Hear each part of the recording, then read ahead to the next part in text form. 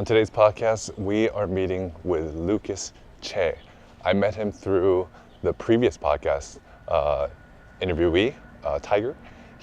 Lucas is born in Seoul, but he's lived in many places. He's currently living in Seoul, and he's a solopreneur, indie hacker. He is building apps on his own, and he also has like 7,000 YouTube subscribers with videos that have gotten lots of views, like 100,000 or a million views. So it'll be a little bit humbling for me to meet him, but I'm looking forward to hearing about him and his stories and how he's found being a solopreneur and his journeys into searching for product market fit by selling products on his own. So it'll be fun. We'll see him in a bit.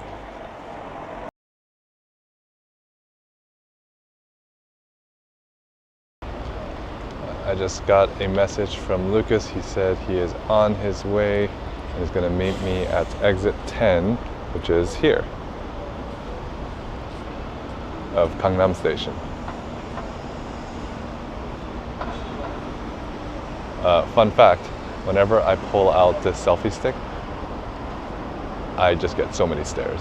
People, I wonder if they think I'm like a famous YouTuber or something. I just kind of want to say, not yet. I'm just kidding. Alrighty. Today. Oh, hey. Thank you for hello. coming out. Yeah, hello. Yes. Thanks for coming out here. Dude. It's not too far from Gangnam, is it? Yeah. So, yeah. All right. All right. So I think we're good. All right. Let's do it. Let's do it. This is our first time, like literally First time meeting. But Yes. the thing is, like, I've been meeting a lot of people who make videos, so I watch their videos before we actually meet, and which makes me feel like I know them before I actually meet them, which is like really strange. I watched one of your videos. Okay, which one did you watch? I watched There's an ADHD one, and there's one where the most recent one. Oh, okay. The most recent one. Which, yeah, that's a shame because I put so much effort into that compared to the first one, but really? it did like a fraction of performance than the first one. It's so funny. That just like goes to show you, like, yeah, it doesn't really matter. The likes or whatever views Yeah. it has some connection with production value, but I think it's a point of diminishing returns. Exactly, yeah. Like I was reading, there's like this new trend of like indie hackers, but using social to, like, you know, go viral on TikTok. Yeah. And then they try all these different things, and one of the things that I read was one of the person's like, his biggest views or something was just him on his commute, and he just put text on top of himself. Yeah. And that just performed like millions of views. Exactly. And he's like, I have no idea why. And his point is, you just gotta try a lot of different things. Yeah. The thing is, like, honestly works the best, but once you start editing it, you're not really showing like your true self. So like when it's completely unedited is when the audiences actually like see what you're trying to deliver. So. You know, I think that's why I have gone for the unedited route. You know, I want people to know who I am. It's either that or I'm too lazy to edit it. Well, it works for you. Yeah, exactly. Well, I tried editing and stuff, and I knew that if I got deep in the editing hole, you will never ever publish. I won't publish it. I won't publish it. That's why, like, I actually did an interview 2 days ago, and I really liked it. And I'm debating whether I should do some edits on it. Was it just like walking and doing it? Yeah, it was just like this. It was just like this. Right. They're a startup. They're Yonsei students. Okay. Oh, they're students. Oh yeah, but they have an app that's making like tens of thousands of dollars. Wait. It's a dating site. Oh, it's a dating site. Yeah. All right. So tell us, where are we? We are at Spark Plus, which is like a Korean open office space. It's like a WeWork. Yeah, it's a WeWork for Korean people. It's only for Korean people. No foreigners. The thing is, like, allowed. this branch for some reason has a lot of non-Koreans, which I don't know where. Like, I think there's a Klook office in there as well.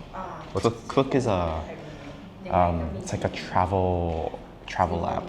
Okay. They have. Are they big? I think like they're big in Asia. Like when I traveled to Bali, I bought all my activities and transportation on Klook. Got it. So, yeah. Yeah, it's from like floor 9 to 14.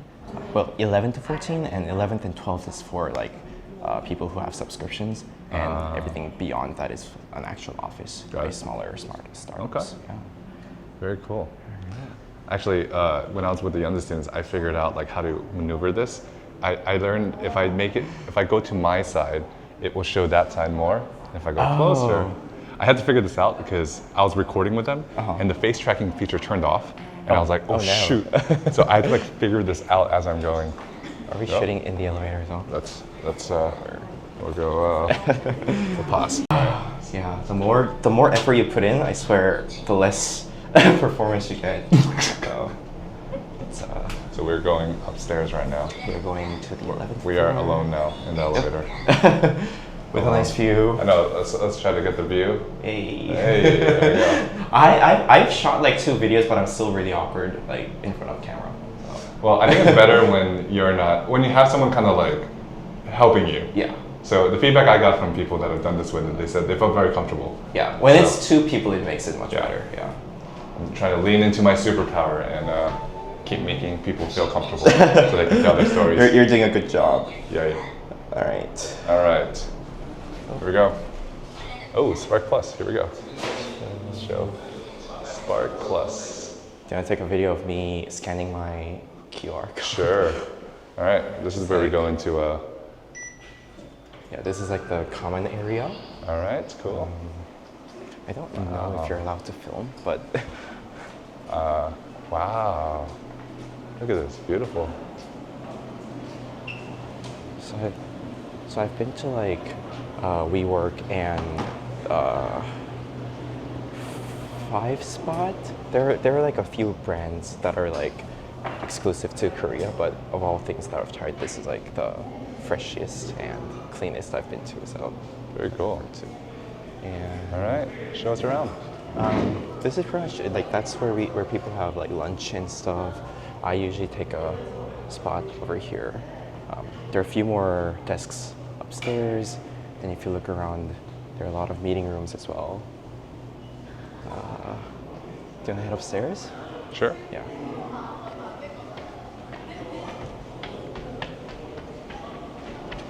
By the way, I love the gimbal. It just makes everything so smooth. Just nerding out on those kinds of things. Yeah, last time I tried using a gimbal was like 5 years ago, and the technology wasn't as good. Oh my so it was gosh. just like all jittering. Dude, the last time I used gimbal was like 20 years ago. And I had literally a PVC pipe and a 5-pound weight tied to the bottom of it. Was it even like digital? It was probably like string attached. Oh, yeah. Yeah. All right, so these are more meeting rooms. Some of these are actual offices, more common area. Yeah, so if you have like a subscription, you can just grab one of these tables, like a hot desk, and get productive.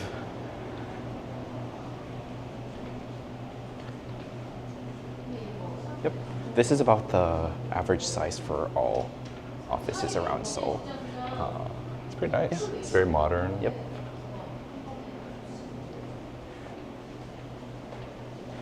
I'm friends with the guy that Matt Champagne, who brought WeWork to Asia and Korea. Okay. And I don't know if they were the first ones to bring these types of shared offices to Korea. I think they were, and I don't know how they were doing it differently, but WeWork in Korea is very profitable. Oh. So, yeah.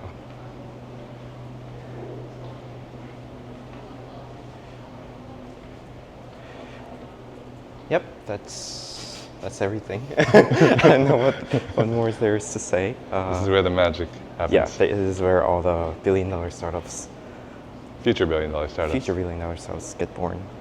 All right. All right. So we can leave our backpacks here, so we're not carrying it yes. around everywhere. Oh, yes. That would be awesome. Yeah. Last time when I did it with Tiger, I didn't know how much we were going to be walking.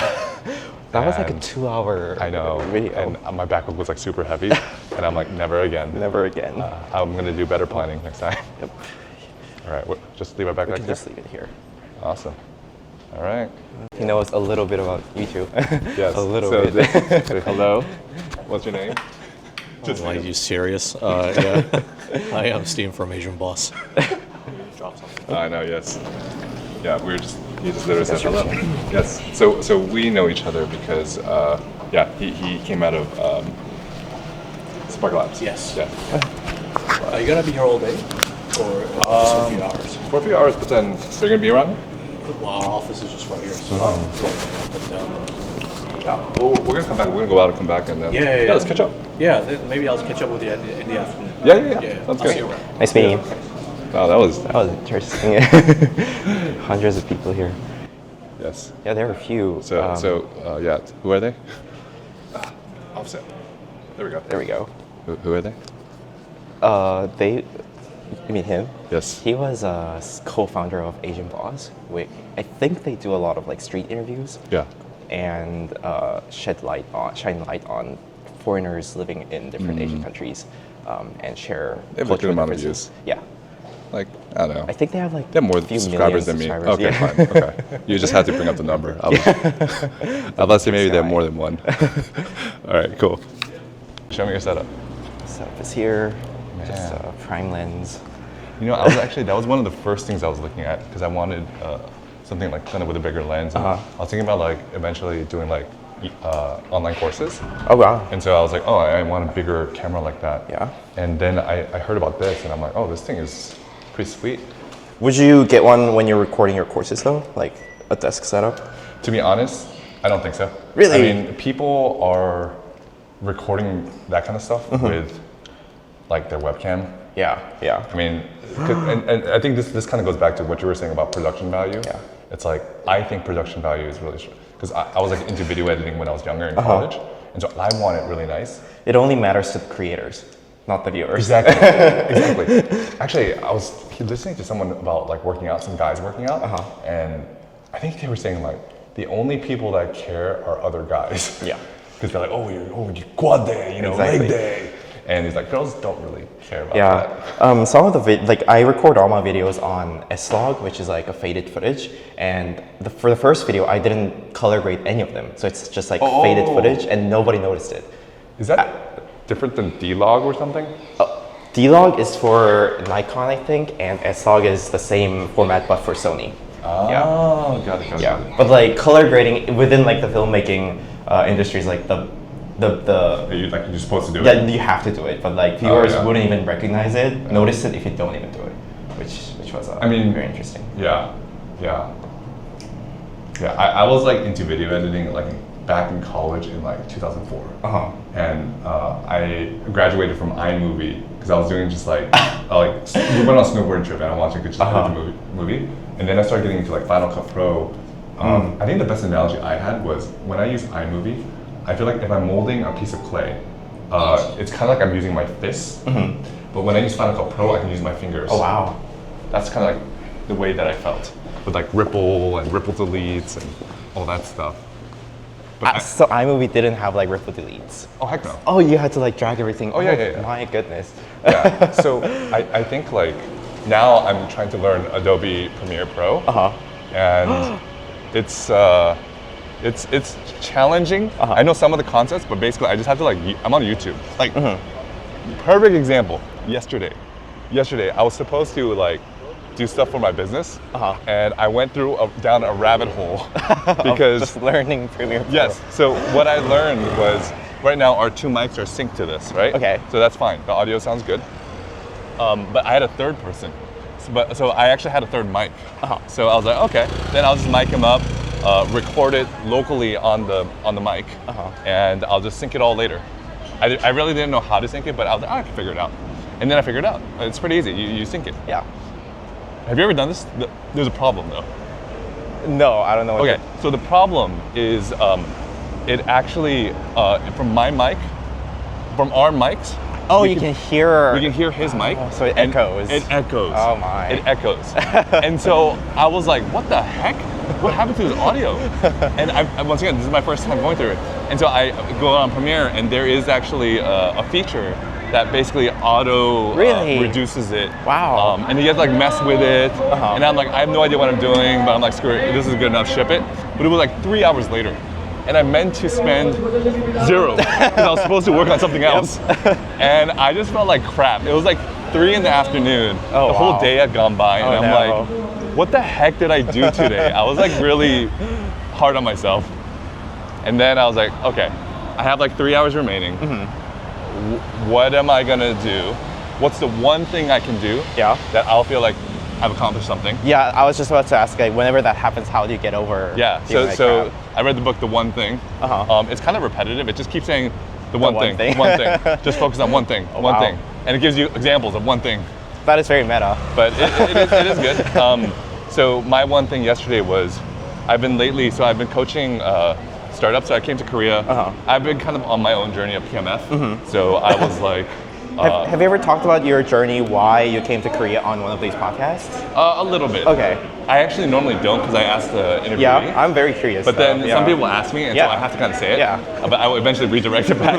But the brief version is, I started coming here working with Korean startups because I was just like, I have a bunch of experience. I think I have these skills that I can offer Korean companies.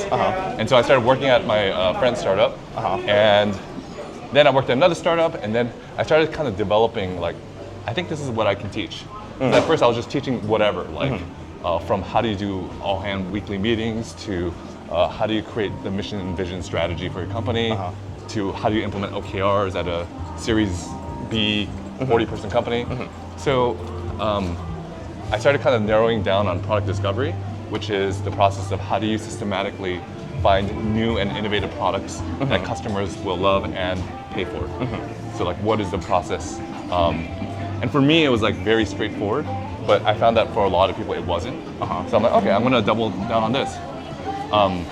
So I started working with startups, and then I realized I was working kind of like with earlier stage, like seed stage, and I had to increase my prices, and I realized they were getting priced out. So I'm like, okay, well then I have to go out market. I had to work with like Series A, Series B, you know, $5-10 million raise. And so I worked with one of those. It went well, and now I'm like, where should I go next? And I was thinking VC. So instead of going after one startup at a time, yeah, they know a lot of startups because they have portfolio companies. But I see some match. But I think the challenge with them is, number one, there's not a ton of money that VCs have with operations and like helping their startups with this kind of things. What they can do is provide recommendations and introductions. But even that, this is the second kind of downside with that relationship is that they can only influence. They can't like say, hey, use this technique to create better products. And so recently, I met someone who is in private equity. Do you know anything about the private equity world? My sister works in it, but whenever she talks about it, I just like, it just. So on the way here, I was asking ChatGPT, and it was giving me kind of a download. But I think the great analogy is buying a home. You buy a home, you get a mortgage, and then you pay it off, and then you want to flip it and improve the value of the.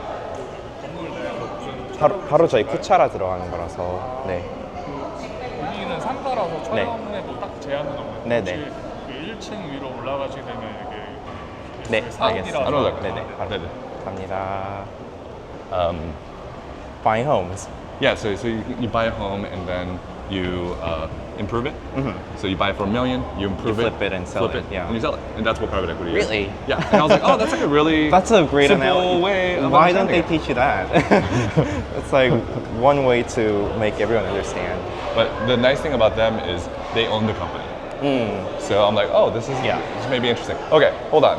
With that explanation, yes, explain. Where are we? Oh, we're at Kuchar, which is basically a Korean version of Chipotle. They have the red accents just like Chipotle as well, and the industrial interior design. So it's basically a ripoff.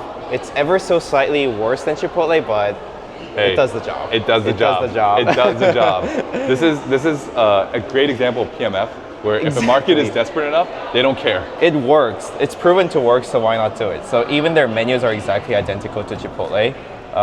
Dude, it works. It works. And for people like us who miss Chipotle, it works. What do they not have that? I think they do. What do they do better? I think they add some like Korean touches to it. Like they have salsas they don't have in the US. I think. So let's go check it out. All right, let's go.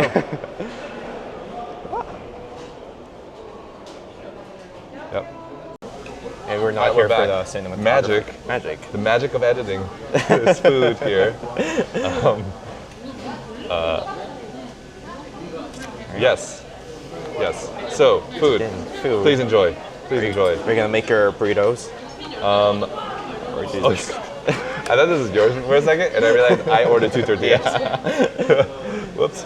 As you can see, fun hack for those of you, I think who live in America or here, you get the burrito bowl, and then you ask for 2 separate tortillas, and then you get, you get 2 burritos. Yep. Have you ever done that? It's a good college, like everyone in college does college, it, right? Yeah. yes. I've done it, but like the inconvenience of having to make the burrito myself, like I'm not good at it, so I leave it to the professionals. I think that's that's funny. So anyway, see, this is a good opportunity. Like I said, I said I was going to eventually redirect it to you. I forgot what we were talking about, and I'll just be like, I'll use that moment of amnesia. Actually, I'm breaking through the 3rd wall right now. I'm kind of explaining my process. The 3rd wall. But, dude, I want to learn about you.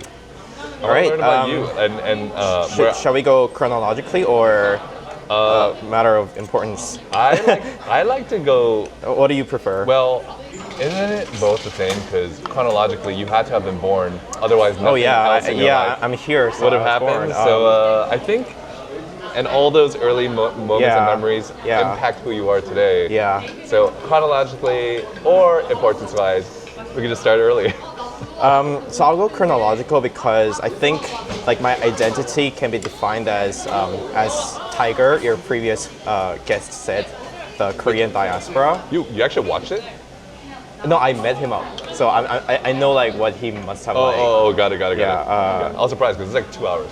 Yeah, I watched the first like 5 minutes and the last 5 minutes. Oh, Yeah. dude, that's what I do. As of your videos, I just kind of like. Oh yeah. Well, you actually do a good job of putting the chapters. So I like went through the chapters. I don't even do that. So my videos usually get 34% retention till the end. Wow. So the first 30 seconds, I get like, I think like 55%. Wow. And then it's from 55 to low 30s towards the end. Oh yeah, mine's Yeah. nothing like that. But that's okay. So I was born in Korea, Okay. but I think about like 6 months after I was born, we moved to Davis because my dad was studying there. And I spent, so these. Sorry, keep going. Yeah. Oh crap. So I just like talk in front of the camera? Yes. No, I'm listening. Hold on. Actually, that's dumb. I'm gonna be right back. So I just don't have the Tabasco sauce. All right. One side note: Chipotle in America has the Chipotle Tabasco sauce. I didn't know that. Yeah, this has It's normal. been- Yeah, it's not as great, but whatever. It's fine. Okay, sorry. Keep going. So Davis. So like all the exact times might be incorrect, but I think I spent like a couple of years there, and came back to Korea. So, all right. Actually, now that you mention it, I want to understand your parents too. So they're born and raised in Korea. And But my dad is a diplomat, so he was assigned to different embassies. What does a diplomat exactly mean? I feel like I met someone else, and I'm not sure what a diplomat is Diplomats, I think they all have different specialties. Some are more versed in negotiating a deal, where some might be more specialized in helping locals that are in that country. But I think my dad was definitely more on the deal side, like meeting with the local government of that country. So that's why I was able to travel around so many different countries. Came back to Korea, but then we also went to the East Coast this time. Sorry, when you were at UC Davis, or Davis? Yeah, I was in Davis for 2 years, and then came back to Korea. How old do you know about how old you were? Like 6 months to 3 years. Oh, okay. So Yeah. when you were told an infant. Yeah. So but you don't remember. I have like one of my earliest memories do go back to that because like Really? like 3 years old is like I think that's one of my earliest memories. I feel like, yeah, like 3 some to people have 4. memories at like 3 years old. Yeah, I feel yeah. like my earliest is like 4 or 5. 4, yeah. So I think like what was 3 your to memory? 4. My memory? It's just like walking down streets and people being so friendly, like everyone just saying hi to strangers. I think like that's one culture that you will never see here, but it's like so prevalent, so common. in the West, which is one thing I miss the most as well because I'm like super extroverted. But if you say hello here, like people look at you weird. And yeah, I really want to get used to not saying hello, but it's hard for me to just like hold the urge to say hi to someone on the elevator. But yeah, so after 2 years or 3 years, came back to Korea. And then we moved back to Virginia, like Fairfax, Virginia. Oh, very cool. Yeah. I went to church there.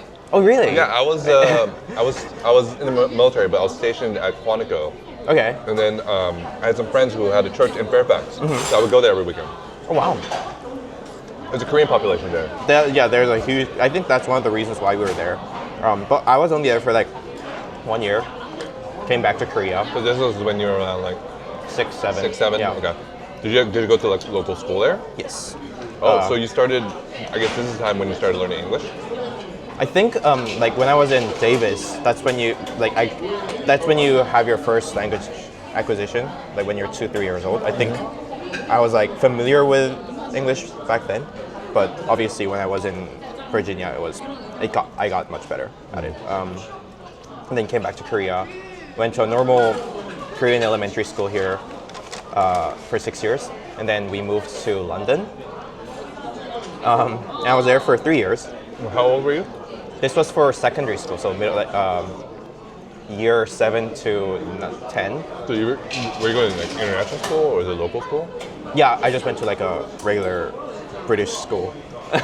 So did you pick up an accent? Yeah, oh yeah, well, yes, I did have a full British accent then, but then I came back to Korea for high school, but I went to a 외고, which is like a foreign language school, but it also, like our school had an international program, so it was basically an international school.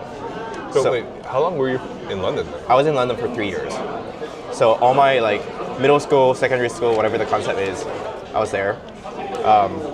And then high school was in Korea for international school.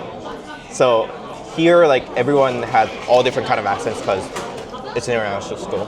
Right. So that's when I developed like a ambiguous language. So I'm a mix of like American, British, Korean accents. But the real question is, can you bring it back if you need to?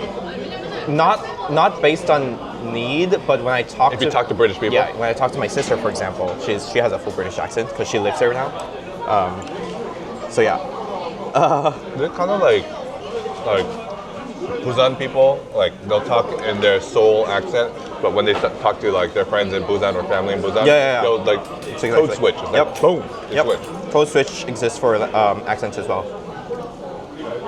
Okay. I've been watching Downton Abbey these days, which is a British show, so I've been talking some phrases in British accents. But yeah. Isn't that like a plush British accent? It's a very posh British accent, and I kind of hate myself when it like slips out. Like what? Like, I would say something like, oh dear. Oh dear. Out of nowhere, like, oh dear. Yeah, so that happens. And then after high school, I went to U of I, UIUC. Where? What? Illinois. Oh, Illinois. Yeah. I heard U of I and I thought University of Irvine in California. Oh, is that how you call it? I thought it's more Nobody like, calls it that? That's why I was like, that's the first time I've heard that. Yeah, I feel like U of I is like only people who went there says that. We're more known as like UIUC. Okay, so that was University of Illinois Urbana-Champaign. Urbana-Champaign. Yeah. Okay. I went to school, my grad school in Evanston, Northwestern. Okay. Oh wow. Yeah, that was because I had to choose between Northwestern and UIUC. For Northwestern, it was like a program where they do a hybrid of business and engineering. It was for an undergrad, but I was really into civil engineering. So I wanted to be a roller coaster designer growing up. Seriously? Yeah, that's what. So what's the story behind that? I think I really like the game called Roller Coaster Tycoon. Oh, I know that. Yeah, I was like SimCity, but yeah, it's for like roller coaster. SimCity for roller coasters. I was absolutely obsessed with it. That plus I just loved going to theme parks. And it might sound corny, but it's 100% true. Like I loved people getting off the rides with like full-on smile, because like that's the kind of smile I've never seen like outside of theme parks. So I was like, that's really cool. I want to like make people that happy. And It's a very expensive way of putting a smile on someone's face. yeah, But But I never thought of it that way. It's like the core essence of a roller coaster designer is to make people happy, yeah. But which is ironic because that is the very reason why I no longer wanted to be a roller coaster designer later on, because I realized not very many people can or will enjoy roller coasters, and I wanted to like, as much as I wanted to make people happy, I also wanted to cast a broader impact other than the select few who can go to theme parks and who can enjoy very intense roller coasters. When did you first realize that there was like a, like a barrier? I went to college to study structural engineering, so like up until second year I was dead set on that. But it's a whole story, but like it's a multitude of reasons why I stopped wanting to be a roller coaster designer. One reason was because I wanted to cast a broader impact. Second is I thought I would be like super innovative and creative by being a roller coaster designer, but at the same time, it is still in the realm of like civil engineering, which is like by far the most conservative field of engineering there is. Because one of the things my professors told me was, in like electrical engineering, if you do something wrong, machines break. Same for mechanical engineering, but for civil engineering, people will die if you do something wrong. So you have to be as conservative as you can. So like building roller coasters wasn't as adventurous and creative as I had expected it to be, but those two are the qualities that I really looked forward to in a professional manner. Do you think there would have been, so you realized this, you had a hypothesis from when you were younger. Mm-hmm. It basically become validated at the point in college when you already had invested a ton of this. Do you think there would have been a somehow faster way of validating this hypothesis? There definitely would have, but I think we can all learn from a startup perspective, because I was kind of blinded by, I thought building roller coasters was my internal motivation, because obviously I wanted to be one. But growing up, my identity was very molded by this. Like everyone else told me, oh, you're the roller coaster guy, and my parents were like, oh, roller coasters. So it switched from internal internal motivation to external validation. So like by the time I was at college, I thought that's what I wanted, which is why I looked for all these signs for like, oh, you are supposed to build roller coasters. But then I realized in the end I didn't. That's like a really fascinating point, because like, have you read Atomic Habits? Just like summaries of it. Yeah. So one of the core ideas I really like is your identity, your beliefs transfer into actions. Mm-hmm. Continuous action leads to habits. Mm-hmm. A series of habits is a system, and the result of the system is some type of result, your life. And so oftentimes people kind of focus on the result. They'll focus on the system, they'll focus on the habit, or they'll focus on the action, but they won't go deeper than that. They won't look at the identity and your set of beliefs. So it's interesting that, like, for example, you, even if somebody were to go like, hey, dude, you ever think like that might not be the thing? Nobody, I didn't question that. That's the thing. Yeah. I think that's the challenge, is that externally nobody challenged it, and internally you thought you wanted it. And so it's like the system where you're in an echo chamber, essentially. You're in an echo chamber, and there was never any room for doubt or exploration. And so I guess it kind of like that. By the way, I'm not saying you should have done it this way. I'm just trying to understand and analyze the situation. So that it doesn't happen again. Well,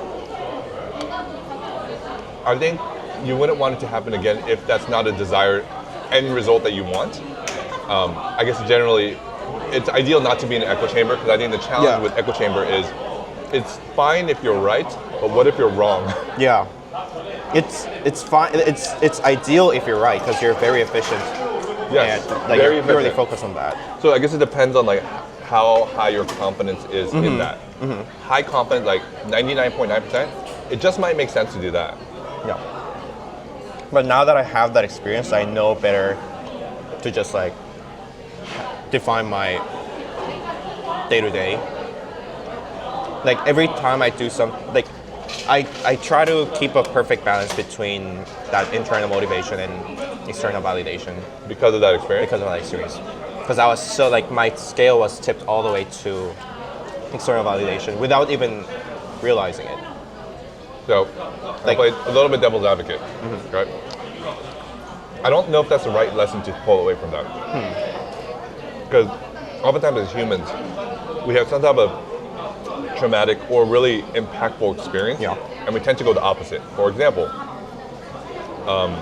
when I was in college, I wanted to learn Korean, and it was really hard for me to learn Korean. And because of that experience, I was like, when I have kids, I'm gonna like force them. I went the complete opposite way, like you. So I'm like, we're only speaking Korean. So my son, when he was 3, and he entered the school education system, he knew 0 English, none, because I was so strict about it. Was this in Korea or In the America. US? No. Really? People would ask us, when did you come to America? And we're like, oh, he was born in Chicago. He was born in Evanston. And so, but I think that was fine. But later on, when he was around 6 or 7, he would like start using English because he's going to school. Yeah. And I remember getting really upset. It's like, it's a very simple rule. You use Korean in the household. Why? And then I started realizing, like, I think I've gone too far. I've gone too far. Yeah. And so, like, I guess that's very natural, though. But I feel like the lesson to take away from your experience is not, because I think the danger of that is you kind of go blindly too much in the other direction. Yeah. And that's not even applicable in certain situations. So ideally, it's like a tool that is in your toolkit, and you recognize when this tool makes sense to use. Like you said, if you're high confidence, then go ahead and do it. It's more efficient. Yeah. But if you're in a situation where you're not sure, you're exploring, then it's better with what you're saying. That is very interesting because what you said about trying to go the other way around just to make up for all the opportunities and times lost. I did that and came back to like a perfect balance, like over the past 4 years. So what happened was, going back to like when I first realized that roller coasters might not be for me, I did exactly what you said anyone could fall into, which was I wanted to find what I can truly find internal motivation from, and I thought the perfect way to do that was like I'm trying to look for something I would do professionally in life, and professionally, whether you like it or not, once in a while you'll have to like pull all-nighters, and I thought if you can do something like pull 2 all-nighters back to back and still like that kind of means that you can do that and still enjoy it. Like you're like almost providing like a KPI or something. Yeah, exactly. So maybe I had that product management mindset even back then. So I had like a list of things that I wanted to do. This was like summer break of my junior year. So I just went to the library, pulled out the list of everything I wanted to do, and started doing things like each item like 2-3 days in a row without getting minimal amount of sleep. And like I thought that like I was running out of time because I was already finishing my junior year. Like graduation was like right in front of me, so I had to like find something to really focus on. Was there any external pressure from like parents or others? This is all Not at all. internally driven. Yeah. This is largely driven by your experience. Yes, because like I was so used to knowing what I wanted to do. Because I wanted to be a roller coaster designer since I was like 8 years Dang. old. So it was like 10 years of. So I know we kind of glossed over, but I kind of want to go back and explore that a little bit more. Like, I assume that was really hard. Yeah. Like, I mean, that's an understatement. But like, I think I was reading somewhere like neuroscientists was saying the brain is designed to not want to change things, especially your identity. 'Cause that's like the core thing and survival and all that stuff. Yeah. But when you change that, it is so painful. And because then you start questioning everything. Because you're like, this was supposed to be my solid rock. Yeah. Like, if the ship moves, that's fine. But if the horizon starts moving, you're like, what the heck is going on?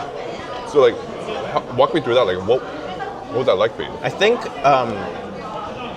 it was a blessing in disguise, but if I didn't, again, like you asked me if there was any external pressure, I think, and I said no, but I think there was, and I think that pressure was like, oh, you're gonna graduate soon. Like if you don't find anything, like you'll just end up with nothing to do.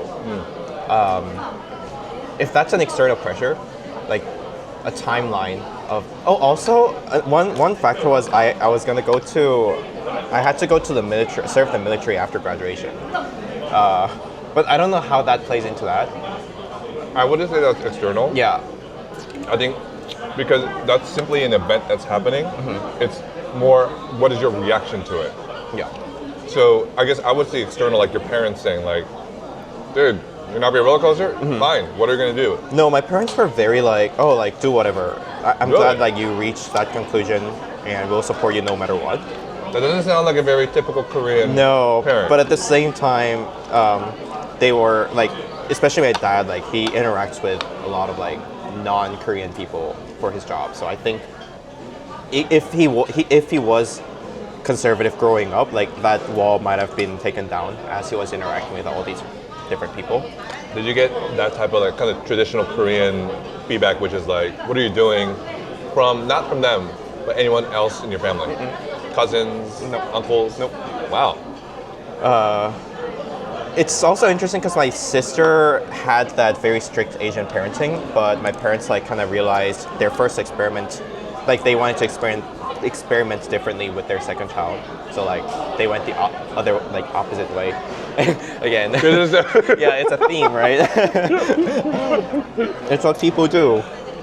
I think the biggest playing factor in like not being traumatized by losing my identity was just like I'm very purpose driven. So not having a purpose, the only thing that I could think was, oh, I need to find a purpose again. So and that journey wasn't that traumatizing, but more like exciting in a way. Because I knew like if I put my mind and time to it, I will find it eventually. What gave you that confidence? Not everybody would have that same confidence.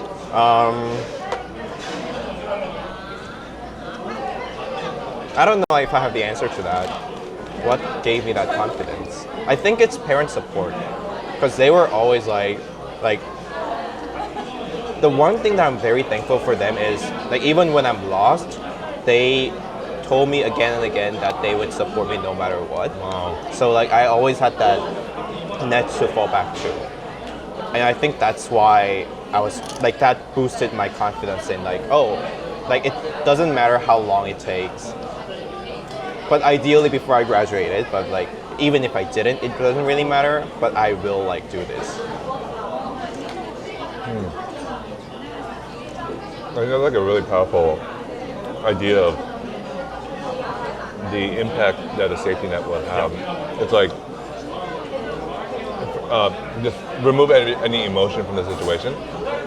The ideal way that you should be acting is probably assuming you had a safety net. Like, if it didn't matter, like, what would you do? And you'd just be like, hey, I swing for the fences, I try this and that, or whatever. And that will often lead to a better result because you're trying different things, you're going more aggressive. Yeah. Whereas, if you don't have a safety net and you're so freaked out that you're going to make a mistake, then you kind of like do this. And once again, ironically, by you being afraid, you're actually contributing more to like the thing that you're afraid of. It's going to become much more likely because you're afraid. Yeah. Go. What happened? Really. Yeah, so I started doing things like pulling all-nighters, doing things I like, or I thought I liked. By the way, where'd you get this idea? Like, did you just like see this online or something? Like, No, I just like how to find your purpose-driven life? Do all-nighters? it's because I remember like designing roller coasters, and I honestly liked structural engineering, like the courses I was taking, and I wouldn't mind like doing that, or even like working at a lab. Like I had an internship for my structural engineering courses. Like I wouldn't mind pulling all-nighters for those. So Did you? Did you ever do all-nighters for those? yes, like especially like when I'm designing roller coasters for fun. Is it because you just like lose track of time? Yeah, or like I was like I cannot like this is more fun than sleeping, so why would I? Wow. So you found your state of flow. Yeah. So I knew that I had like if I found something like that, like I would be good to go. I think that's interesting that like at least you had the benefit of having something to compare it to. Exactly. Yeah. Like I feel a lot of people don't have that. Like they don't, they haven't experienced that. You know what I mean? Do you think that's based on the person, or do you think anyone can find that, but they just haven't found it Great yet? question. I think that they can find it if you use the right techniques, and I think it's actually very similar techniques to how you make an amazing product. Animated product. An amazing product. Yeah. There's actually this book called Design Your Life. Have you ever heard it? It's basically this professor was like, "Hey, we're using these techniques, these like brainstorming techniques, to create a better product. Why don't we use these techniques on my own life? And then you treat myself as the product, and then how can I, and the end result is I want to have an amazing life." So it's really cool, and so it's the same idea of like creating hypotheses, of doing really cheap, fast experiments and that like stuff. And I always thought like, so I've done it. I read the book. My wife wanted me to kind of lead a workshop with like 3 other people, so we did. And at the end of like 2 months or 3 months of us doing this, all of us made a major life change. Like it was quite insane. Like one, he quit his job, and another went after her dream. In just 2 months. Yeah, of us doing this, because like having the right group of people, and I'm like, dude, this is amazing. This should be done for kids at a much younger age, when they have the safety net, when they can get more aggressive. Yeah. Because oftentimes I meet people when they're older and they're 40s or 50, they have kids. They have kids, family. And they're like, it's too expensive. They cannot do this. And so I think that will not guarantee you finding that thing for yourself. But I think that it will teach you a methodology that will improve the likeliness, and eventually you will get to something. Like you may land on something that's not perfect, but it's a lot better than what you would have done. Wow. So what matters is the technique for you to find it, and I think that's part of it. And the other part is having the right support structure. Yeah. To do, like, I think the reason that life-changing thing happened, because we were in a small group that was very vulnerable, that was very honest, and we were kind of bearing our souls of them. Like, other people might think that we're crazy to think about this, but we're just like, you know what, this is what we're thinking. And like, I would be like, hey, I want to come to Korea, and I'd love to help Korea be positively transformed.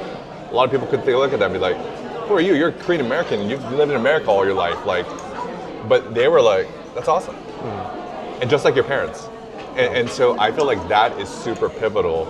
And there's probably other elements that you need, but those are the 2 that come to mind. It's like you have the right group of people, support net, and accountability as well. And like kind of iron sharpening iron. And then the other one is, now that you got together, like, is there a structured technique? And I think like this structured technique can be like the starting point. It doesn't have to be the end. Yeah. Like do it and then mold it and mold it and customize it for you. But it's a great starting point. how did you do the accountability part systemically? To be honest, I felt like I learned a lot of like accountability within the church, because like within the church there'd be like accountability small groups. Like the classic like stereotype is like girls suffer from like jealousy, guys suffer from pornography. So like you'd have these little groups, and so like I've been in those groups since I was like young, just having like small group of guys or whatever. And I think through doing that, I kind of learned like the right balance of vulnerability, and also when do you know to support somebody and be like, hey, it's okay that you messed up, and other times you're like, hey dude, come on, like let's. So I felt like it was kind of like a training ground, and I just kind of enjoyed mentoring people throughout my life, and I've had also good mentors, so I don't know. So accountability is just basically being transparently connected to other people. Yeah, because accountability, I think part of it is like make sure I do what I like. If you're a solopreneur, it's like make sure I do what I said I was going to do. That's part of it. But when do you know to provide support and be like, hey dude, you got it? And when do you know to challenge? I think it's like a very thin line. If you get it wrong, you can completely demoralize this person, or the opposite, you can lead them to go into like not fulfilling their full potential. Yeah. Interesting. Anyway, no, like, because what you just said, like, we can have a whole conversation about that, and I was like, about accountability. I mean, but because I'm building like apps that are based on accountability and focus. That's why. Yeah. Let's come back to that. Yeah. So I started pulling all-nighters, one great example was because I was already in structural engineering and was looking for more creative realm, I thought I would love architecture. And then so I asked around, went to a studio, architecture studio full of students. The first day I absolutely loved it, and I was like, oh, maybe this is what I'm supposed to do. The second day I liked it a little less, and then the third day I came out of the studio saying, oh, this isn't for me. So it went from, oh, maybe this is for me, to I know for a fact that this isn't for me in just a span of 3 days. That's amazing. And that's when I realized that this experiment works. And now that you've said it, I realize that I am just a walking product being tested. But yeah, so long story short, that's how I found digital design, UX design. Oh. Because one thing I did, one of the things that I tried was I started building websites for professors who needed a website for their labs or research. And this art professor, this architecture professor wanted to build a personal blog website where he can write golf course reviews. It was as random as that. Well, why didn't they just I don't know, use Substack probably didn't exist. Hire people? No, just use existing blogging platforms. Oh, I mean, this was back in 2018 or 2017. I mean, there was Squarespace, I think, but I think for them, the idea of just asking a student to make it for them was much easier than. Wait, so he asked you directly? We were just he was he started talking about golf. I love playing golf, and I was like, oh, I need a website. It was just very organic process, yeah. Within the Department of Civil Engineering, some of them needed a website. There was a community board of a professor saying they needed one, so I just reached out, did it. And then I did that for 3 days. I still loved it. Did it for 2 weeks. Still loved it, making websites and designing. Did you do all-nighters? Yes, I did, yeah. So that was actually the first thing that I tried that I didn't mind pulling all-nighters for, which is when I realized I could do this. So that was the first stepping stone, but the major breakthrough came when I graduated and I wrote this Medium article piece on, I don't know if you've read it, it's called Designing for Suicidal Users. Huh? So Google, when you search for suicidal queries on Google, right now it's ever so slightly better, but back then it was just a very dry, oh, do you need help? Call this number kind of interface. And I thought that was extremely problematic, so I kind of redesigned it. Published, that was my first ever article on Medium, and it kind of blew up. Wait, sorry, rewind. Oh. How did you get interested in the topic though? Oh, I think in my whole life I was at the lowest stage of my life because I graduated. I came back to Korea, left everything behind for the military. And that's right, okay. Yeah, and I had I just broke up with my 2-year-long relationship, so I was feeling very down. But I didn't even make suicidal queries. It was something depressing, but it gave me that interface because it detected it as a suicidal query. And then that's when I was wait, I'm not even suicidal, but even to me, this looks ridiculous. So people who are actually at risk, this isn't gonna work. So again, going back to another reason why I love design was it needed to meet the criteria of being able to cast a broader impact, and design was a perfect mean to do that. So, and then I saw that as an opportunity to really experiment with what I can do with design. This opportunity as in landing that suicidal interface. So I redesigned it, published it, and I got. How long did it take? It was between so I came back to Korea July, and I started. For the military? Yeah. Okay. July of 2018. So this is before you did your military service? Yeah, it was in between. So I came back to Korea in July, and I started my military in September. So it couldn't have been longer than 3 months. The sheer time I put into it was probably a month, from designing and writing the blog. Yeah, and that's So when you I wrote the blog, Yeah. And then what happened? Just publish it. The initial, Actually, before that, what were you expecting? What were you expecting? I was just because I knew that I didn't want to do nothing during my 2 years of military service. So I was just trying. And if you're in the military, you can't do anything. You can't get a job because you're a part of the military. So my plan was to just do these little design projects, just to keep my portfolio alive and growing. And this was basically the first entry to that portfolio. So that was like, it didn't have expectation. It was just like, oh, I need to do this if I wanted to get a job after I come out of the military. And then it got so it went like #1 trending on Medium. I think it got read more than 1 million times. And How did you feel? Like, when was the first time you realized, oh crap, this is going viral? it's when I got reached out by Google, because like Google search designer. I don't know if he was a design lead, but he was a senior designer. He reached out to ask more about the project. Reach out meaning he commented on your Medium article? No, he messaged me, Messaged you asking for a call, like hop in a call. on Medium? Yeah.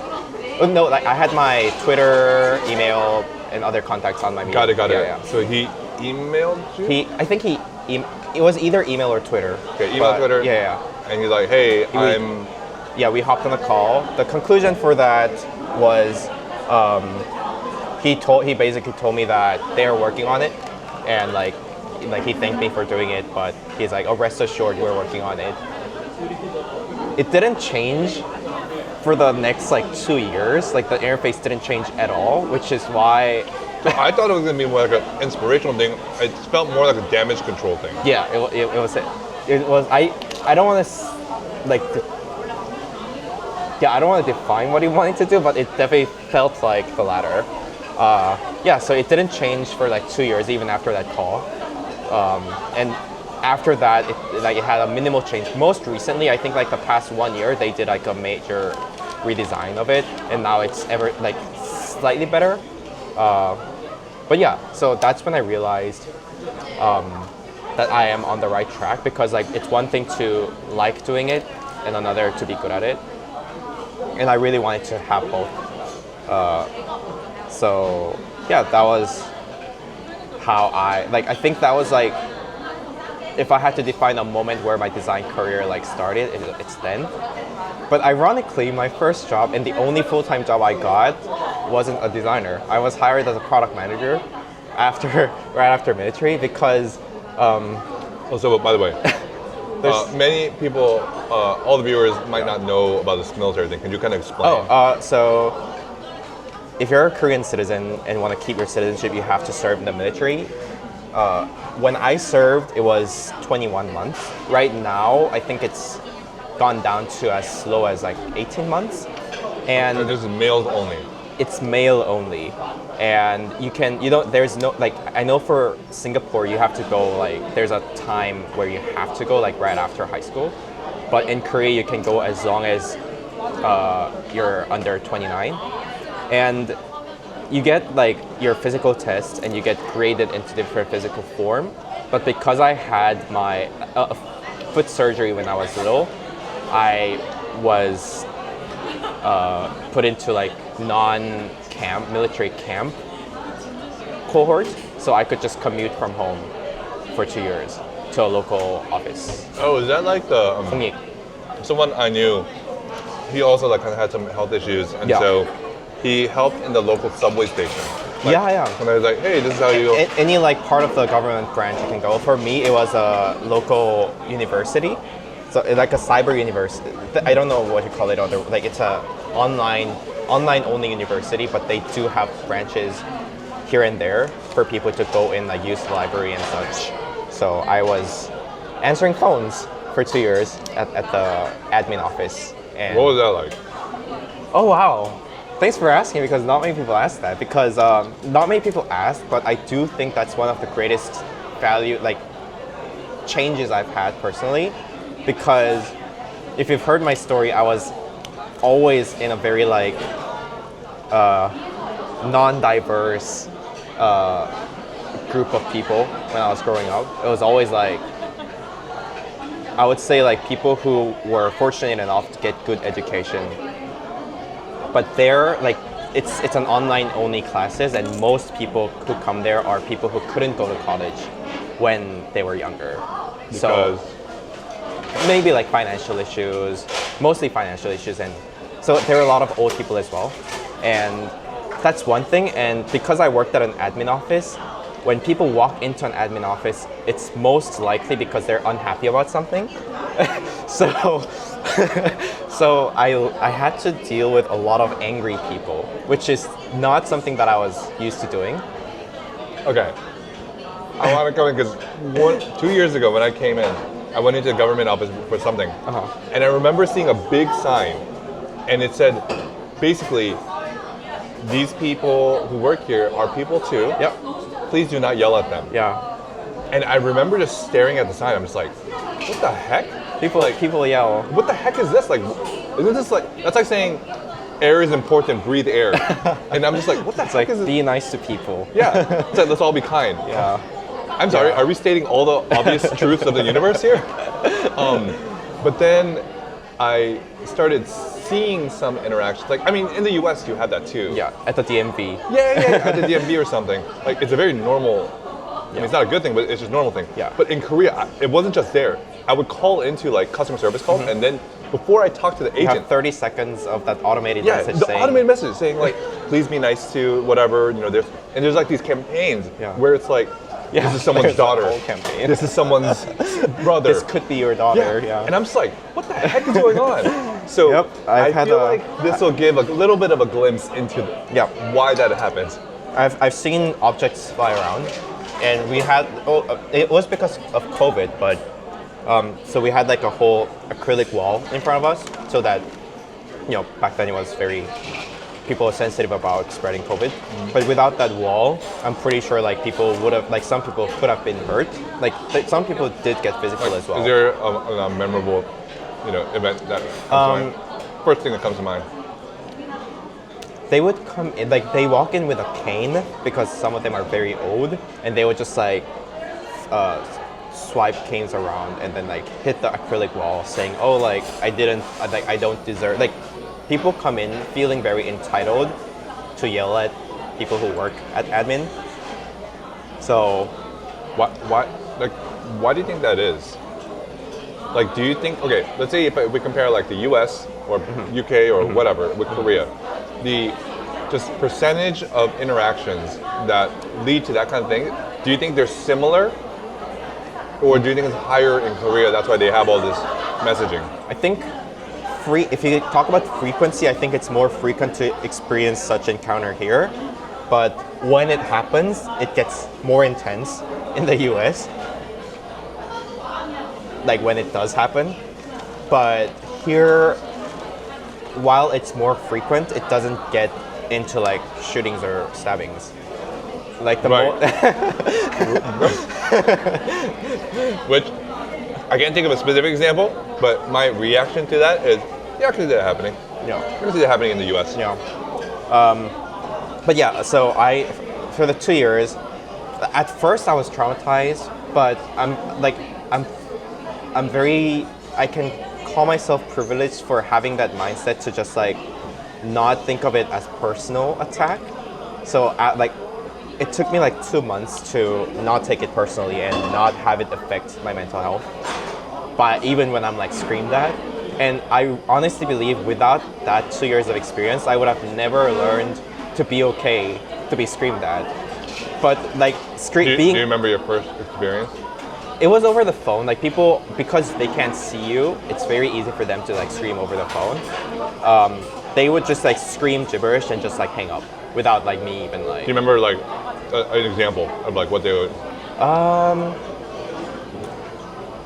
I was fortunate enough to not get like, any personal attacks, but some of my colleagues got like people who are threatening to like come to them and then like attack them, like I'll come to the office and then like, you know, find you, which is like very scary.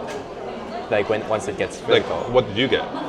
I got like just like, oh, like I'm not paying my tax to like be treated like this, blah blah blah. the typical And then you would have to respond saying, "Oh, yeah, just like smile, and like later on, it just becomes an like automatic response. Like I'm not even thinking when I respond to that.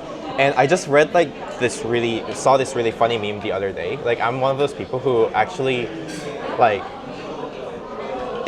it's not. Of course, it's better to not have that. But when I do get it, I find it challenging but exciting to calm them down. Like I see it as a challenge. And then like at the end of the conversation, if I successfully like calmed them down and brought them into thinking straight, I feel like kind of accomplished because I know like how difficult it is. And having achieved that, I felt a sense of achievement. Maybe that's like a coping mechanism, but I mean, later on, like I kind of enjoyed it. it could be a coping mechanism, but I think it's similar to like what I said before, where like there are events, like you said, your graduation. Yeah. That's a certain event. You can control how you respond to that. Yeah. Here, I think one person's view can say, "This is terrible. You need to change your behavior." But good luck with that. Like, good luck with that. Yeah. But it's like, I'm gonna face a situation either way. Yeah. What can I do? And you could just, be upset about it, or you can think about and kind of, what can I control in this situation? And you said, I don't know if you did it consciously or subconsciously, but you're just like, what I can control is I can essentially gamify it. Yeah. I mean, you gamified Oh my it. gosh, my life is a product. That's the title. Life is. My life is a product. Yeah, you gamified it. It's like, and I think that's like an amazing attitude to have, because it's almost like it's like a judo move. It's like they come at you, and if you take it full force, it's gonna hurt you. Yeah. But it's almost like and then you kind of like redirect the energy. And I like into a dance different- with them. Yeah, and you dance with them. They're just like, what the heck is going on? Yeah. But I feel better. Yeah, I think like it goes beyond that, because when you're building products and like putting your things publicly out there, you will get hate comments sometimes, especially when you're dealing things like, because I wrote a lot of like suicide related articles as well, and I did get death threats before through an email. I was like, oh, you don't know anything, go kill, like I'll find you and kill you. But like reading those kind of things doesn't really bother me anymore, and I think it's thanks to that experience. And Really? I think in the future, like, because I was a very fragile person before that, like I was always scared, like I was very typical people pleaser, Asian people pleaser, who I need to be like liked by everyone. But now, like even if they don't like me, I will do everything that's within my control. But if it doesn't work, I will just like let it go. And these days, I find myself not even like doing everything that's in my control. Like if I don't know them, it doesn't really matter. I think that's really interesting. It's like, it's a little bit different, but it reminds me of, so that I felt like was a training ground. Yeah. And it taught you this important life skill. Yeah. To be, it's And a almost like, product skill, like focusing on the important stuff. but also to conserve your energy. Yeah. Because I think like, I'm still new to this entrepreneurship journey, but I think the hardest part is similar to creating content. Yeah. It's like, the classic advice is make 100 videos. Yeah. YouTube, make 100 videos. Let's see who lasts. Yeah. And for you to make it to 100 videos, like, the hardest part is not the ideas. The hardest part is just longevity. Yeah. Like, can you actually sustain yourself? And I think the same thing with startups. It's like, or just doing your own business. That's the hardest part. Like, if you stay alive and you make one improvement, generally, it's likely that you're going to find something. Yeah. Find something to sustain yourself. Yeah. But most people, I feel like, quit. And no judgment, like everyone has their own journey. Yeah. But I think like for you to learn that, I think it's like, so what an important skill. Like, my hypothesis is that it would have had a very big impact on your current entrepreneurial It did, journey.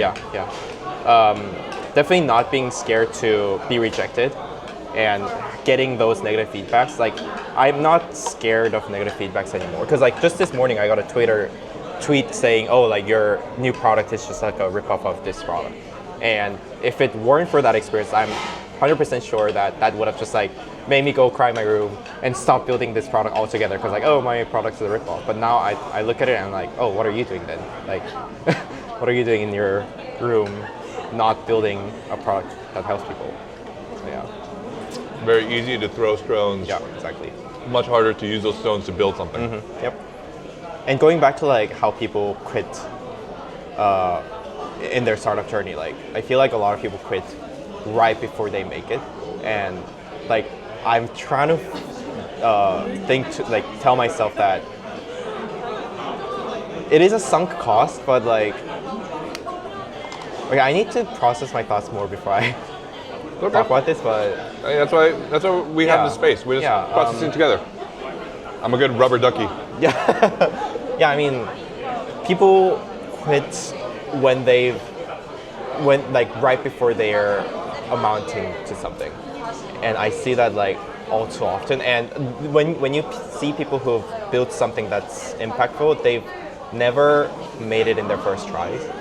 So like everyone who's made it. Very rare, super rare. Yeah, I'm sure there's examples, but almost everyone who's made it is a living testament that not quitting pays out. So like I look up to them, and you know, whenever I feel like quitting, I just like look at them. And, it kind of reminds me of like those YouTubers who do trick shots. yeah. And they don't show like I'm gonna friggin' close my eyes, spin around 100 times, and throw a ball, and it's gonna land halfway across the court. They show the first time. Yeah. But some people show the amount of attempts. With a timestamp. Yeah. Yeah, the time lapse. And I think like, but, so people think that they're amazing trick shotters, when in fact, they're just amazing endurance athletes. Yeah, exactly. They're just good at sucking it up and doing things. Which in itself is a superpower. It is that is the greatest superpower there is. Like it's the hardest thing. Like nothing else matters. Like the only thing that matters is not quitting. I think that's like a really interesting thing. Why do you say that's the only thing that matters? Why do you attribute so much importance to it? Maybe it's because I'm like, I think I say that because it's the thing that I lack the most.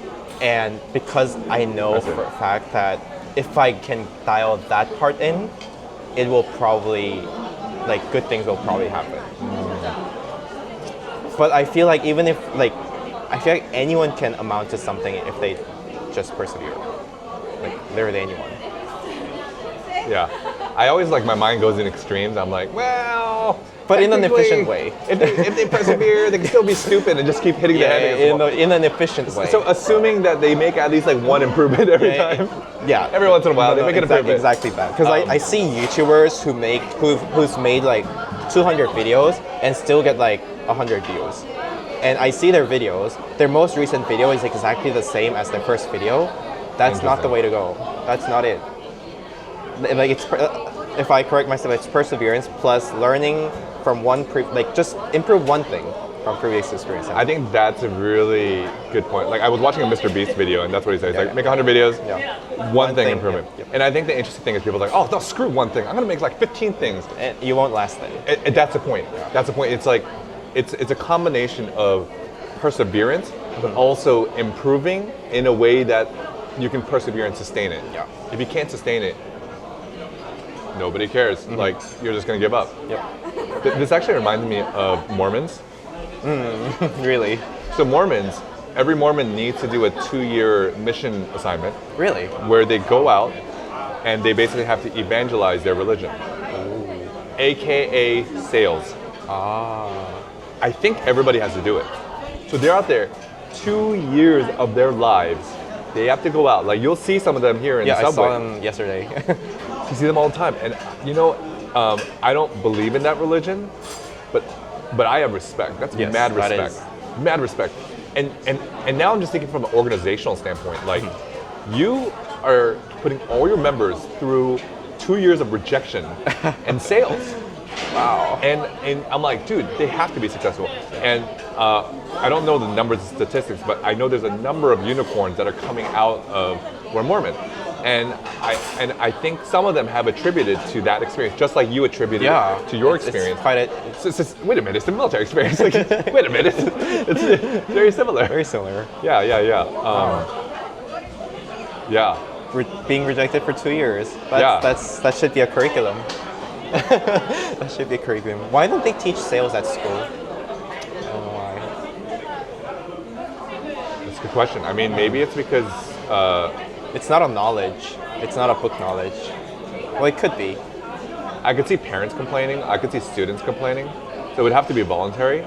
Yeah. But I mean, you could say like, if you take this class, after this, you will learn skills that will make you successful for the rest of your life, no matter what you do. Yeah, it's the mission statement that, And yes, they need to market it better. Yeah, but I think there's also a philosophy of what they think you need to learn, and they often optimize for whatever I think in machine learning it's called objective function. Yeah. So whatever that one goal you have. Yeah. In Korea, they're all optimizing for the Sunam, Yes. the high school version of the SATs.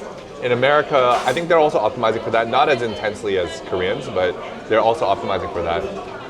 When in fact, it's like, if you look at it from like a first principles point of view, it's like, if I do well on the SATs and I get into a good college, does that mean I will be happier and I will be more successful in life? Yeah. And I think they've done studies of looking at Sunam, that Korean SAT, and happiness, and I think generally there's like no connection. Yeah, not at all. Have you worked with a lot of like startup founders that grew up here taking Sunams? Of the ones that I've worked with, all of them grew up here in Korea, but they also all spent time overseas. Okay, I see. So they probably saw beyond just taking Sunam. Yeah, and I usually work with companies that are more open to change, meaning they've tried their own methods, it didn't work, and they're like, okay, I want some help. So I meet them, but then I feel like those who have exposure outside of Korea, they're more open to trying different things. Either they know, maybe it's just the power of knowing that this is not the only way of doing things. Because I've met a lot of like Korean-based startup founders, and they all think that, I wouldn't say all, a lot of them think that there is a formula to success even within startups, just like how they followed the formula and did well in their Sunams. So they follow the exact same trajectory of getting, like, first you have to get this government grant, and then you get this government grant, and then you start a seed round and do that. They all have to follow that formula, and in that journey they lose their mission and purpose, and I've seen that many times. So I think it starts from them having to take Sunam without having a clear purpose of why they need to do well in Sunam, or just having to go to good universities. And I mean, I think one of the most common issues that I see when I work with startups is I met one startup, I don't know, let's say out of 10, 15, 20, that was doing customer interviews on a regular basis. And that startup, 6 months before that, had not been doing it. And the only reason they did it was because someone had told them, hey, are you doing customer interviews? Someone that they respect, that they could potentially get an investment from. Like, no. And so but to their credit, they Googled it, and they're like, we're gonna do this from now on. So now, every week, they talk to customers, one who's satisfied with the product, one who's mad about the product, and one who's left. And I'm like, dang, that's very good. Yeah, that's major props and respect. Well, we're done with our meal. Want to move to the next location? Sure. Yep. All right. Do you need more batteries? I think I've been charging, so I'm good. Okay. Let's go. All right. We just got done with Chipotle, and we are going around and looking for bathroom. Bathroom and coffee. Where are we? What is this building? This is I think it's like Samsung headquarters. Basement of Samsung headquarters. Oh, that's why they were saying we can't like record upstairs. Yeah. Okay. Well, good. We don't want to go upstairs. Wait, how long have you been in Korea for? Coming up on 2 years. 2 years. Oh wow. Coming up on 2 years. For some reason, I thought you were here for much longer. Oh yeah, January 2023. Oh. How do you like it so far? What was your goal? You said you're purpose driven. What was your goal? That was why we came. Purpose. We wanted to make There's a bathroom. Oh, there it is. Yeah. A positive impact on Korea through the business world. The theory was if we can help Korean businesses operate more efficiently, make more money, and while doing that also being happier, Yeah. I think it'll have some type of positive impact on Got it. Korean society. Bathroom break. Bathroom break. Trying to figure out where we should go Where are next. Where should we go next? We could walk up We can do that. towards the river. That's very far. For some reason I thought we were in Sinsa, but we were in Gangnam. So Yes. Actually, the past few videos was the river. Tigers Really? was the video. Okay. Never mind. Oh, we are in Gangnam. Is there like something that's like, what do you think about, like, I'd like to kind of like find places that are kind of fun for Okay. the viewers. For the viewers, that is. Oh, we should go to like a really fun cafe then, because I could use some shots from cafes as well. Sure, let's do it. I don't really know of these cafes, so that'll be great. Let's see. I have recently found out about manhwabangs. Really? I've never been. Really? Yeah. Well, I needed a place to sleep. I wanted to take a nap. Oh, really? And so Wow. I asked the group, and then people are like, oh, you should go to this place where you can read comic books, but you can also sleep there. I'm like, Wow. oh, that's cool. Alver. But these fun cafes, I feel like more foreigners know this better than me because I don't really go to these. Like, you mean the cat cafes and stuff? Oh no, I haven't been. But Is that what you mean? sorry, what? Is that what you mean by like fun cafes? No, I meant like really aesthetic. Oh, okay. That too. That too. Yeah. Yeah. Ooh, cat cafes. I don't know who brought that idea. Cat cafes. I mean, yeah, cafes can be fun with cats and dogs. Do you know Mark? He's like the subtle art of not giving an F. Do you know Oh him? yeah. Yeah, he came to Korea. Really? Yeah, and then he did a video, and it's kind of clickbaity, but it was, I went to the world's most depressed country. Oh, he's the author of that book? Yeah. I saw that video. I Yeah. didn't know that's the same person. No, he had a really good point though, right? I thought so. Yeah. It's like you got all the negatives of capitalism and Confucius. yeah. I thought that was like a lot of people were hating on him. They're like, you don't know anything, you white piece of trash. Like, you just came for a little bit, but I'm like, Yeah, they're guys, they're the problems. let's just try to understand what he's Yeah. saying, and then we can evaluate it through a filter. No, like he had a very accurate assessment. I thought it was really good. And then a lot of people started hating on it. I was like, all right, well, We can just go to exit 12 and start walking up the hills. let's do it. Yeah. Let's do it. All right. What are we talking about? We were talking about how your experience in Korea so far. Which Korea. I'm very curious about. Yes, it's been good. I think there's like a real strong sense of purpose here, Okay. because I feel like the analogy wow. I give is Rosé from Blackpink. Okay. Okay, in Australia, she's just another Chinese chick Right. because they can't tell us apart. Yeah. This is a Chinese chick who can sing, but she comes to It's so accurate. Korea. And then She's super Rosé of yeah. Blackpink global superstar. Yep. You know? And so I guess that's like kind of the way I felt is like I can go to if I stay in America, I can continue having a career as a regular product guy, head of product, whatever. regular Asian tech guy. Yeah, I'm just another person. And I feel like America's doing, they have this problem, but compared to the world, they're doing quite well. But Korea, I mean, they've done amazingly well.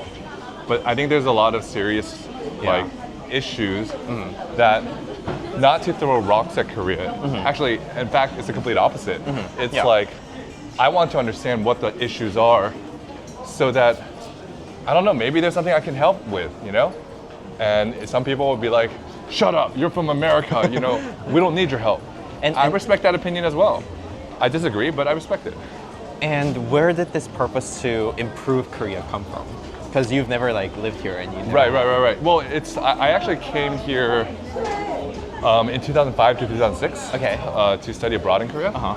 And it's like this whole thing about identity. It's like I always thought I was Korean American, Yeah. and then I spent time in America, and I realized I'm not 100% American, even though I was born and raised there. Yeah. And for me, it's a little bit different because I have the ultimate American card. I went to the military. Yeah. Like 1% of Americans go to the military. So I have the ultimate Trump card, but there's a lot of people who don't. Like my wife's family, they're immigrants. But I would hear their stories of they can't, so like the father couldn't speak English, and the person at the Kinko's copy office was like yelling at him. Oh, why? And I don't know, like, but anyway, just knowing that we can never be fully American because of the way we look. And then I'm like, oh, okay, cool. Well, I'll go to Korea. They'll finally accept me as one of them, and heck no. They're just like, you can't speak the language. Nope. You look different. You're tanned. Why are you tanned? You should really get whiter skin. Oh my gosh. They're obsession with light skin. But I think that I think the heart of where it came from is like a love for Korea, and I think there's a difference between a love of consumption of Korea because it's so convenient. Yeah. And there's a love that wants to do whatever you can to help them prosper. Yeah. And I think mine's more the latter. Like, Okay. it was actually perplexing because you probably know most Korean Americans, they don't care about Korea. Like, they care about it as like, oh yeah, I'm Korean. Yeah. But when it comes down to it, They want to detach themselves. yeah, well, they have no connection to it. Yeah. Like, their life is in America. They like, as you said, they like to consume Korea. Yeah, So- which by the way, it's not like a bad thing. Yeah. I'm not judging them. It's just more, it's a fact, and I get it. I think, in fact, I am an anomaly. There's not many Korean Americans like me who was born and raised, worked in the U.S. Yeah. and have a heart for Korea. Yeah. But I'm starting to meet a few of them here in as I come to Korea. Tiger being one. Yeah, and so it's really fun to meet them. Yeah. And yeah, like, there's a whole birth rate crisis going on. And oh my gosh. I think it's been really interesting. Like, one of the goals was I wanted to understand deeper, just like ask a lot of Koreans questions, like, why is this happening? So yeah, and I think like there's a lot, it's a very complex issue, but and when I think about like the overlap of like, what does the world need? What am I good at? Where are my passions? I think it's to help Korean businesses be more successful. And through that. Yeah, and well, it's not only that, it's teach them a way of working that not only leads to financial success, but also leads to people being happier and loving their work. And I think a lot of that comes through innovation. Yeah. Because innovation leads to money. But the way that you get to innovation, you can either say it's all top down. Yeah. The CEO is the only one who thinks about it. Or you can say the CEO, even though if they're in founder mode and even that, they still benefit from the perspectives of their employees coming up with ideas and stuff. But how do you create a system that can capture those ideas and get everyone in alignment and all that stuff? I can talk for hours about that, but that's kind of like what I do. That's the coaching part. Yeah. And I'm seeing it. Like we have a few case studies where we're working with Korean companies that are acting very hierarchical, because that's kind of the de facto here. Yeah. And I wouldn't say that I was trying to get rid of the hierarchy. I think I'm just trying to come up with a system that can bring in more innovation and involve more people and empower them. And I see it going well. Yeah. And what was your biggest challenge? Like, I can see the individuals who are used to being told what to do, having trouble coming up with their own innovative ideas. Like, how did you face those challenges? Yeah, and for if sure. it did, how did you motivate them to change their minds? I don't know if it was about motivation. I think it was maybe more about creating a space where they felt safe to talk about it, which feels, psychological safety. People are like, oh, let's talk about our feelings. And actually, the person who came up with the terms psychological safety, I think she's from Harvard. She's like, that was not my original intention. Like, people kind of hijacked the word. What she meant was, for the sake of like the success of the company, to be able to reduce the amount of blind spots that a company would have and increase the number of potential good ideas, then you create this environment where people feel very safe to talk about issues that would potentially sink the company, and also talk about new ideas where they can refine it and it turns into like a really innovative idea. And that environment should call psychological safety. So it's a totally different definition. Almost. I wouldn't say it's totally different, but it's definitely different than the average person who writes it up and says this is some lovey-dovey crap. Yeah, I used to do that. Yeah, Now I went to that. And I didn't understand it either, but then it totally makes sense. Like, I've seen it. We worked with companies where when we did our workshop, it was the first time where they said out loud the things that they were thinking. And the reason they did it is because we came in as an expert, and as part of the workshop, we had discussions such as, I would explain the concept of OKRs, what it is, what it isn't, and then I would say, discussion time. Get into groups of 5. I want to use your fingers out of a scale of 1 to 5. 5 being, I incredibly know what my OKRs is, I completely understand it, totally makes sense, and 1 being complete opposite, where are we? 1, 2, 3, show me your scores. And then I would do that. Wow. And they're just kind of caught up in the moment, right? They're just doing it. They have to do it. But then they look around and they realize that there are others who think the same as them. And actually one of them came to me afterwards and they said, this was the moment that the culture of our company started changing. Wow. And others would say, that's your PMF statement right there. Once again, we're very thankful, and this is after experimenting and messing up a lot of times. Yeah. But then another person was just like, yeah, we have never talked about this stuff. Because I always felt that I couldn't bring it up. I'm just a lowly employee or whatever. But when they saw the scores that other people were giving, and they're like, oh my gosh, I'm not the only one. And after that, they started talking about it. Wow. Now, this could be very dangerous. If you don't follow it up with some type of action, of like how do you capitalize on this, it just basically, it's equivalent to getting a scab and ripping it open and not treating it with any antibiotics. So what you have to do is you have to rip it off, but then you have to treat it with something. And that's where I came in and we did another workshop where we kind of da-da-da. But if you don't do that, it could be very dangerous. Yeah. So you do not want to just like... It could implode together. That's kind of like you're in a relationship and you bring up these topics that are been problems for years. And you're like, all right, cool, see ya. Oh my. Yeah. So stir the pot and leave. Yeah. Open Pandora's box and be like, oh, I got a lunch appointment now, so I hope you guys do well. So anyway. Oh. That is amazing. I remember what we were talking about. It was the Medium article. Oh, we're going all the way back there. We're on you, baby. We're on you. So I'm not very interested in myself, but this is my podcast, so I get to direct the viewers might be interested. They need to know who's this guy. I'll go on someone else's podcast one day. Yes, the Medium article blew up. Yada yada yada. I did a few more. Product manager. Yes, I did a few more design articles like that, and they were not, of course, not as big as that, but they were received quite well. So again, it was like a validation that this work, works for me. After the military, my plan was to go back to the US, but that was August of 2020, which was the height of COVID. So it was almost impossible. It was basically impossible to move anywhere, to any other country than the one you're already in. So I started looking for jobs here, and this company reached out. Funny, like the founder, they're both like the CEO was a Princeton grad, and the CTO was a Harvard grad, but they were starting a new startup here in Korea, which I thought was really interesting. They're both Koreans? I think they both have dual citizenship. I'm not too sure, but yeah, they speak full Korean.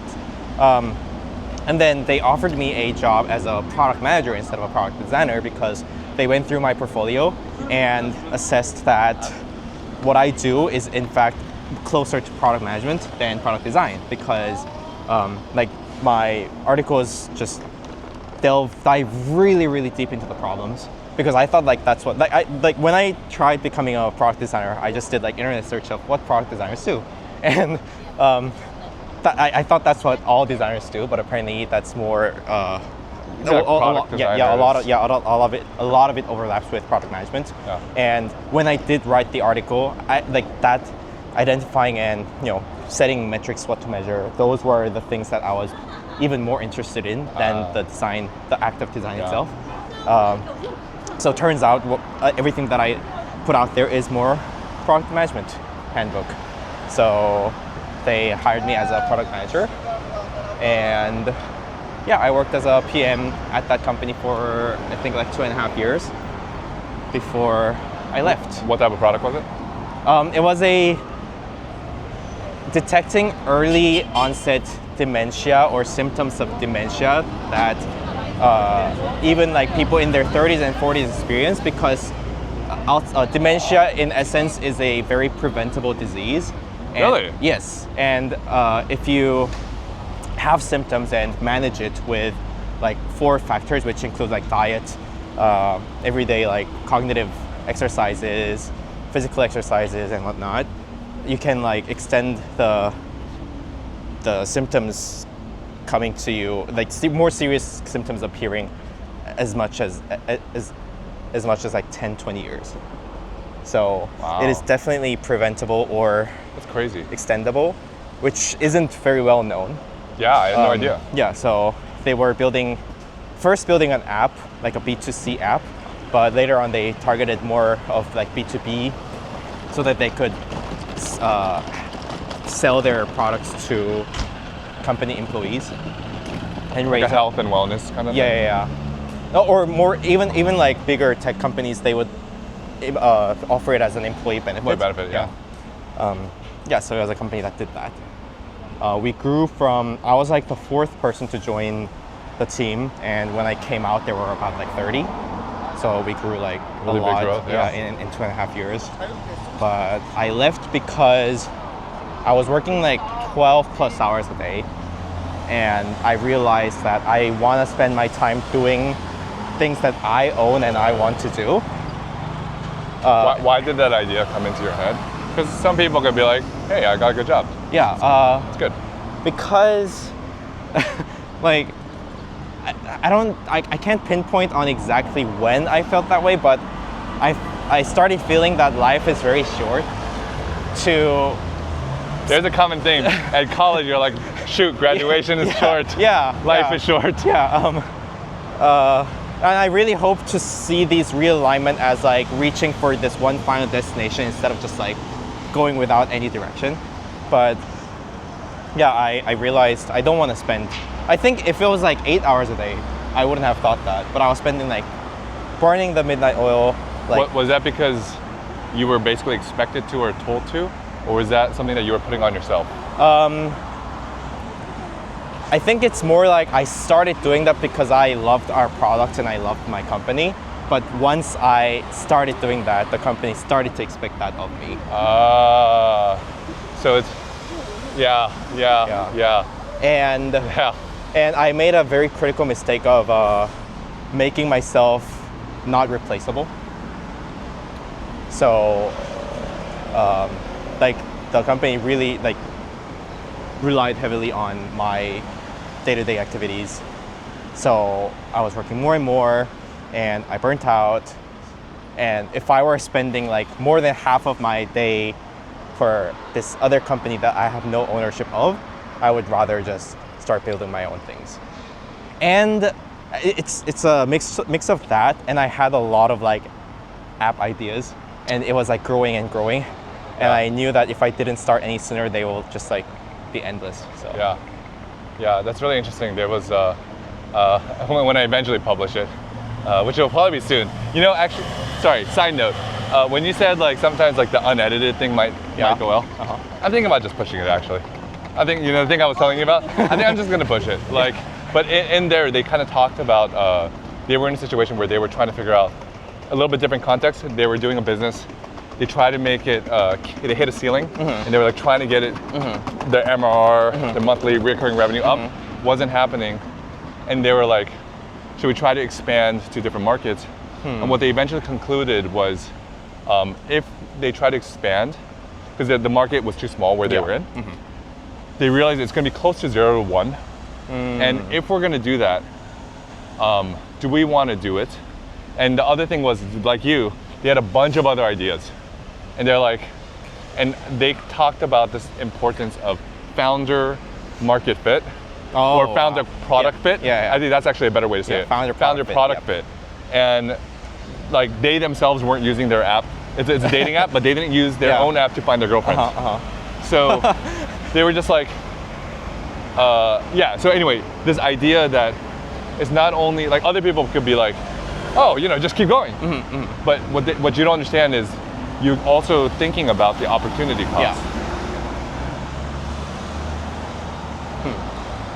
No, speaking of a product founder fit, all the app ideas that I had on my notes, I will never, it might change in the future, but for now, I only build apps and services that I will use on a daily basis.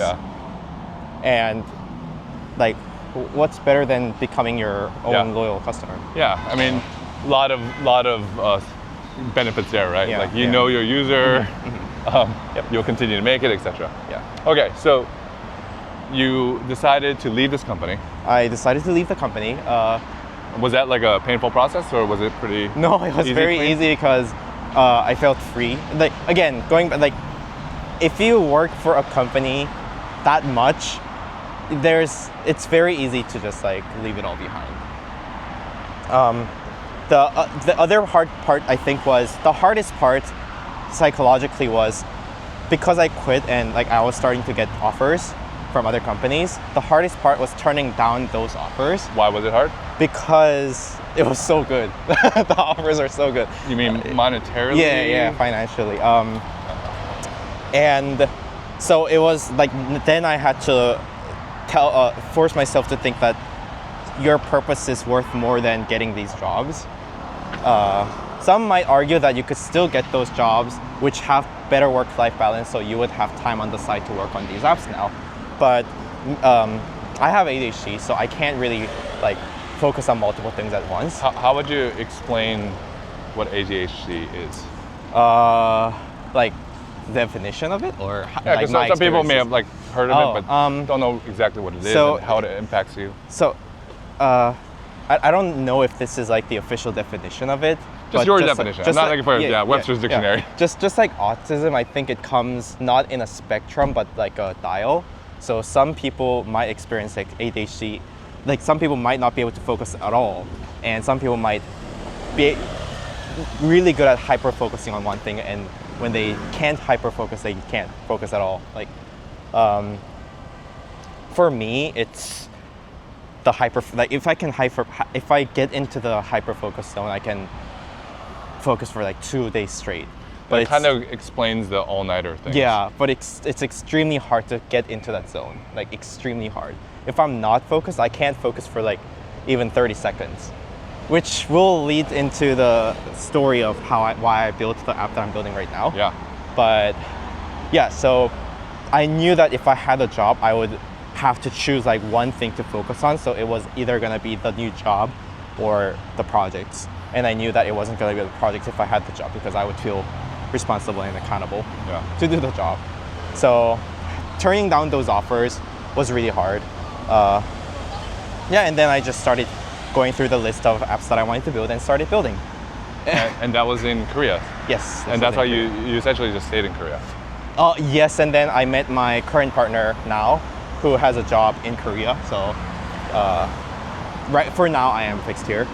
But I always think that eventually I will end up back in the US. But having you talk about how you're trying to change the entire work culture and how people feel through work, I am starting to be convinced that maybe staying here isn't that bad of an idea. And again, like I'm meeting many more new people who are coming in from abroad, especially in the past like 1 year even.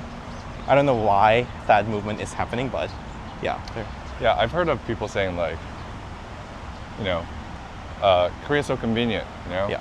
You can order stuff, and food is cheap, and you know, because I hear that when people ask me what's it like living in Korea, Yeah. and we have this like family newsletter, like 200 of our like family and friends and stuff, and in the most recent one, just a few months ago, shoot, I gotta write that. What I said was, all those conveniences can last you maybe a month, but it won't sustain you for 2 years, Yeah. and it won't just sustain you beyond, because overall there's other like, you know, there's obviously pros, but there's also cons of living here in Korea. And like, look at the Korean education system. I think, you know, they work so incredibly hard, but does it? I guess one of my measures of success is, are you a successful employee that can contribute and add value through companies? Like, just that's one way of defining it. And I feel like the education system here that's focused more on rote memorization and whatnot, I don't think it does. I think it teaches them working very intensely, which is awesome. But I meet them after they've gone through the education system, and I'm dealing with a lot of challenges in entrepreneurship and just building innovative solutions. You need critical thinking. Yes. You need creativity. You need to be able to work collaboratively, and a lot of that is not in line with the current way of the education system.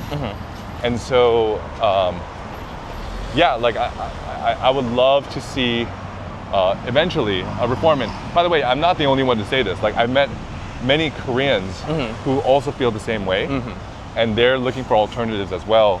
So lately, what's been kind of a trend is either you send your kids to international school, which is very hard for Koreans. Yeah. You had to have spent at least like 4 years abroad or something. And some of them Really? Wow. Yeah, so I know someone who was able to do that because, you know, they came out of a good program and good grad school, and they got sent abroad and they were able to do that.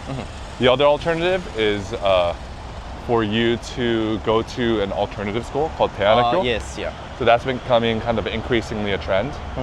So anyway, like, there's all these like spheres of influence within a society. There's education, there's arts, there is government, business, all, etc.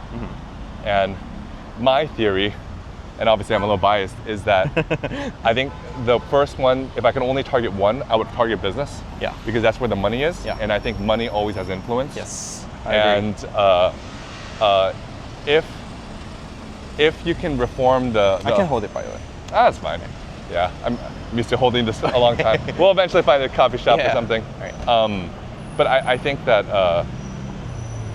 yeah, like, I think if you can help the business side, eventually the business side will say, hey, we actually need the education to change a little bit. Like, we need them to be good at this skill and this skill. Yeah. And I think eventually it could trickle down. And I think same thing with government policies. It's you know, they're trying to see, you know, a successful company, you need to have a good GDP. Yeah. So that's my theory, and that's why I'm really glad to be able to work in the business side. But yeah, I mean, I think what I've heard from other Koreans is to say, like, we need more role models. Like, we need to see more examples. Oh yes, for sure. Like, YouTubers a long time ago was like, are you serious? No, go to the big, you know, go to Samsung. Yeah. But then now, like, Now there were a few examples of people being very successful as YouTubers, and now parents are like, actually, that's not a bad idea. The kid down the street, he's a YouTuber and he makes good money. And you know what they do? They send them to a YouTube hagwon. Which is so interesting. I mean, that's Korea's love language. Yeah. It's hagwons. Yeah. Formatted way of success. Okay, so you left, and then you went back to, so tell me, what happened next? So I didn't know how to code, but I wanted to build apps. So the first thing I did was to teach myself how to code. It's like, this was 2022, so it was before all the Gen I coders. So it took me... No ChatGPT for you. Nope. So it took me a lot longer than it would have now. By the way, you want to go that way or that way? This way. Okay. So I think, if we go through a smaller alley, there will be a lot of smaller coffee shops. So it took me a while, like half a year, to build my first app. And the first app wasn't to cater to any kind of... So it was like a raising climate change awareness app. Okay. again, I saw no business model in it. It was Very just mission driven. I'll give that to you. And I thought it was like a good first project because I've never coded before, and I want to like. What language did you learn? It was the first one I learned was Swift UI. So it's Yeah, iOS. it was an iOS. iOS app. Yeah. I put it out there. Funny thing, I'm not gonna. I can't say Apple, like, they probably had it under their sleeve for the longest time. But back then they didn't have this feature in the weather app. So it's a feature where you can see the average temperature for today for the past many years to see the effects of climate change. It's called averages. Like, my weather app was based on that, and they put it like just like that last year. So that was like another validation that my ideas are on the right track. But I didn't monetize it then. That was more like a practice app. What happened in this phase was, because I didn't have a job, I did have savings to live off of, but I didn't. I was about to ask you, like, how are you? Yeah. You can't live off of dreams alone. Exactly. So I started my own design agency to keep myself afloat, but that like had I started making a lot of profit from that. Really? Yeah, and where were you getting your clients? Like, how did you find your first few clients? let's go this way. Okay. My first few clients were from this freelancer platform called Loud. I'm actually like, it's in my roadmap to build this, like an American version of this as well. But it's a freelance website where the company would post a design contest instead of a contract. So they will have a prompt and what deliverables they need, and individual designers would enter that contest, and they would pick like a winner and then continue to work with them. So it's a win-win for both sides, because for early beginning freelancers who have no portfolio, they don't need a portfolio as long as their submission is really good. And for companies, they can look through like tons of design submissions. Yeah. They have and they can compare it to each other. Yeah. So I got my first few clients through that, and then once I had my first few through connections, I got a lot more. Yeah, I think that's like one of the questions for early entrepreneurs. They're just like, hey, I think I have a skill. How will I get my first customer? You know, I think there's like a lot of, most people say friends and family. But you're saying, hey, this is another avenue. Yeah, or like if I had to start now, I would just like start publishing my things on Twitter or YouTube. And the funny thing, like that's how I got my early customers. But the two long-term customers I work with now are all through my YouTube videos or Medium articles. Kidding. Yeah. Wow. It's so underrated how much reach you have through posting your own work on socials. And the people who reach out after seeing your work are usually like really high quality clients. Why do you think that is? Because they are interested in looking for a good like if they going through like a freelancer platform is like a lazy way, I think. But if they looked at content, and that kind of already proves that they know what kind of content they want for themselves. So it's like, so they're kind of more highly qualified. Yeah, they know what they want. Yeah. And that's like one thing you can ask for your client. So yeah. That was sustaining you. Sorry? So that was financially sustaining you? Yeah. But what was the split of time then? Like, how did you find time to do both? That's a really good question, because once my business took off, it's almost like I completely forgot that I wanted to make apps. So I was spending like 95% of the time just doing my agency work. And then I realized, oh wait, this isn't even why I quit. And that's when I started making my YouTube video to hold myself accountable and to remind myself that this is why you quit. So the videos I put out there isn't for... How did you know how to make videos, by the way? I actually saw your Instagram, and I'm like, because they were shot really well, and so I'm like, wait a minute, like I have at least some sense of how good videos are, and yours was shot really well, so I was like, and I saw your Instagram, I'm like, oh, okay. Like you have a knack for like design. I didn't know you were UX and stuff. My favorite YouTuber is Casey Neistat. I think he's like the greatest storyteller and communicator as well through his videos. So I just like for my videos, I just like take homage from a lot of his shots. And By the way, I think that is such a good strategy. It's like, why? I think there are sometimes it makes sense to go first principles and reinvent the wheel, but sometimes you might want to do that a little bit later. exactly. Like you might not want to just. It's called reasoning by analogy. I did a lecture for my friend's entrepreneurship class, but it's basically reasoning by analogy.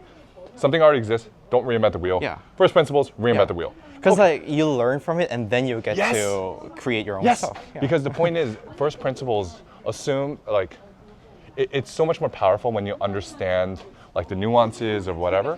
And the way that you can understand the nuances is jumpstart yourself by using something that already exists. Or have a mentor. Casey Neistat, Dude, that car, what the?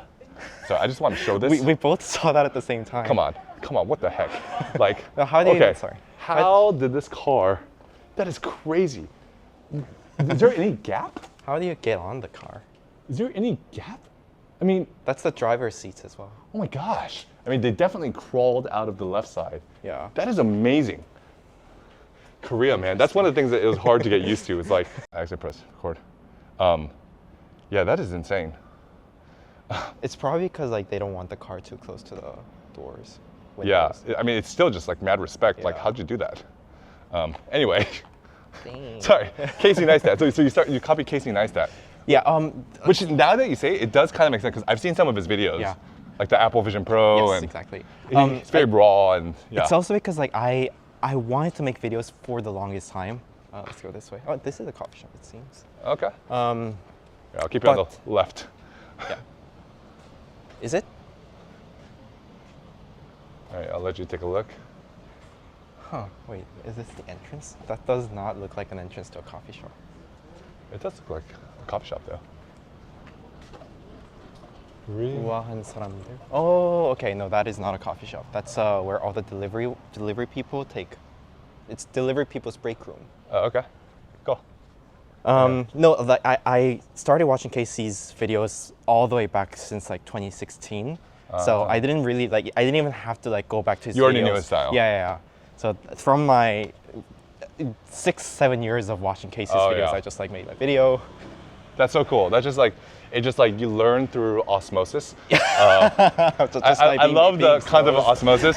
Higher concentration to lower concentration, and so people would just have books and put it on their face, and then they'd sleep. Oh, I'm glad that like yeah. So you made the videos, Oh yeah, I made the videos. like, and was your goal like, hey, I'm gonna get a bunch of views? No, I really want to point that out because I think any kind of content creator should like their primary purpose shouldn't be views, because you will Ooh, always say that again. Say that again. any think- content create like for all content creators, their primary goal shouldn't be to get views, because that is not in your control, and you will definitely have videos that don't reach as much as you want.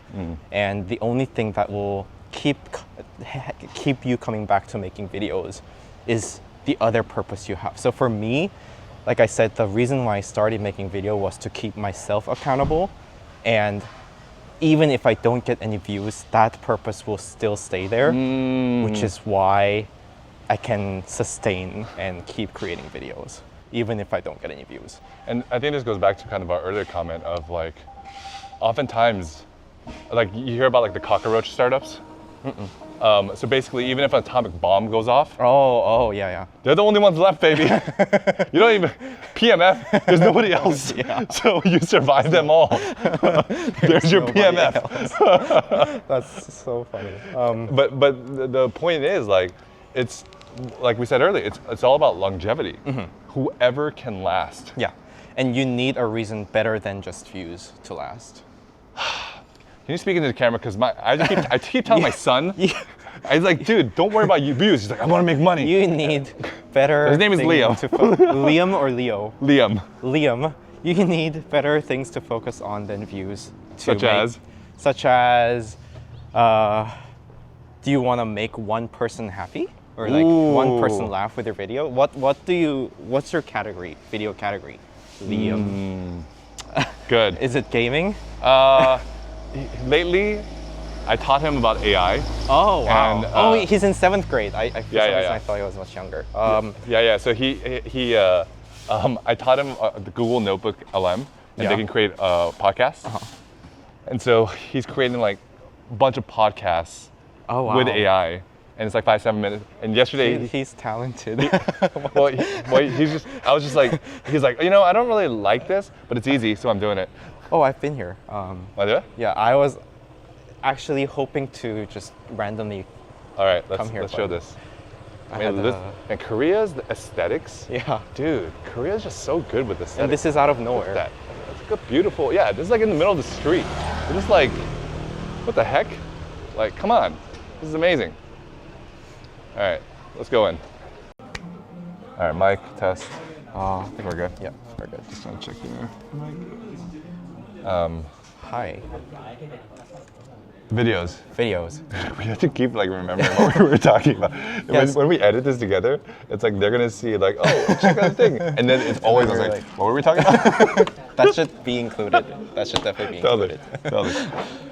No, so the views are the external factors, and you do need that internal. Oh, look at. Oh, 감사합니다.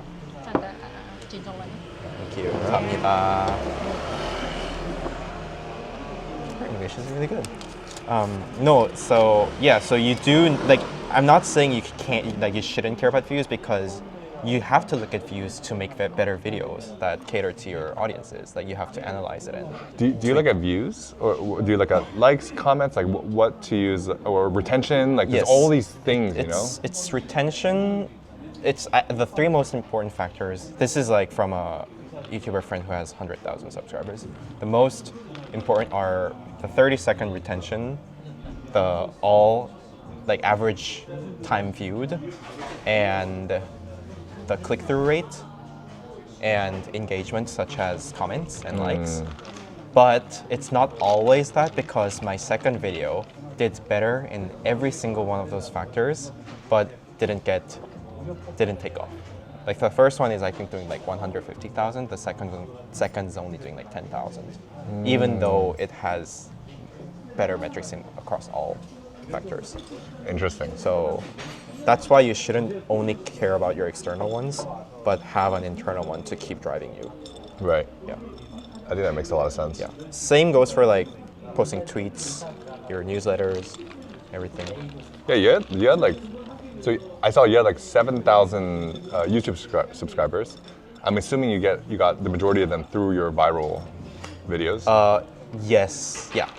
The second one got me, like, you can see how many followers you got from that video. The second one got like 1,000. The first one's like 6,000. Yeah, but I'm torn between, because I wanted to make videos that not only cater to the tech pros, but to the general public who just like looking aesthetic videos, just like Casey, with a story. Yeah. Which is why I want to have that story in that video. Right. But it takes so much time and effort to. How long did it take for you to edit that video? So I think the video was like 12 minutes? Yeah. No, it takes me 1 full day to edit it. One full day without doing anything else. Oops. Nice. So it's not too, but it's like it takes a lot more time and more mental energy to come up with that story, and like I only use like 1/3 of all the footages that I've shot to create that story. So I need a lot of footages, and that's where the majority of my energy gets spent. What's like your process? Do you like see all the footage and then you start developing a theme? I have a general story in mind, and with that general story, I go out and shoot, and then narrow it down to a specific story with the footages. Whereas if I just target the tech bros, the target audience size is much smaller, but it's much easier to target them much easier to make videos, because you just need to take a video of you working and put narration, and that's it. Grinding. Yeah, just I'm grinding. grinding. Yeah. Keep grinding, dude. Yeah, and you still need a story, but you can create a story with just narrations and not with footages. So, Like- go ahead. There are a lot of YouTubers who do, like, one of my favorites is called Marco. He just records his journey of making this one like MacBook plugin, and that's all he does. but he gets like 100,000 views every video. And all he does is take a like 3-minute video of him working and talks over it. That's all he does. And then there's like people like Mark Louvrian, I think. He recorded himself. Like he's like, I'm gonna ship an app in 24 hours or 48 hours or whatever, and then he records his whole thing. Yeah. Yep. But again, that's not why I'm doing this. Like that's where it goes back to, remembering why you make it, because that's not why I make the videos. Right. I don't want to get views, just views. So I think I will keep making stories. You said your number one kind of reason for making those videos is accountability.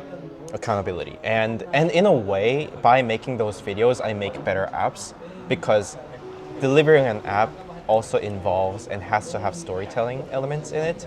And you have no idea how many times I fixed my app by trying to make those videos, because I'm like, oh wait, this story doesn't fit, like it's not on brand with the app, or this app isn't on brand with my story. So I don't want to put this feature in there because it's unnecessary. It's to my story. It's very similar to the concept of storyboarding. And for those who don't know, storyboarding is essentially, it's like, I think like movies and like TV productions, they do it before they go out and spend a ton of money to shoot. They want to have a general feel for it, so they'll have an artist to draw out like Han Solo grabs this, and then Luke Skywalker does this, and then we have a big scene of this, and so you're almost doing that through video. Yes. To make my apps. Right, but it actually kills two birds with one stone. Yeah. It helps you create a better app. 3 birds at stone, because I might get views. Right. So let's see. You get views. Oh, sorry. You get accountability. You get views that can turn into customers. Yes. And then also 3 is it makes your apps better. Yeah.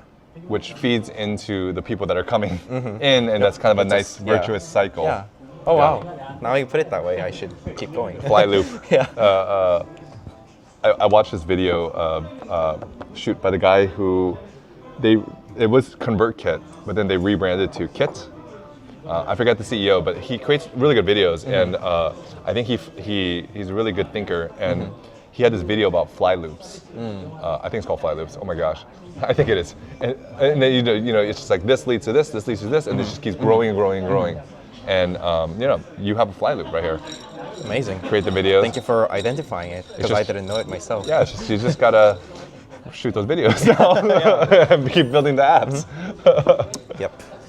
Okay, so you create the video.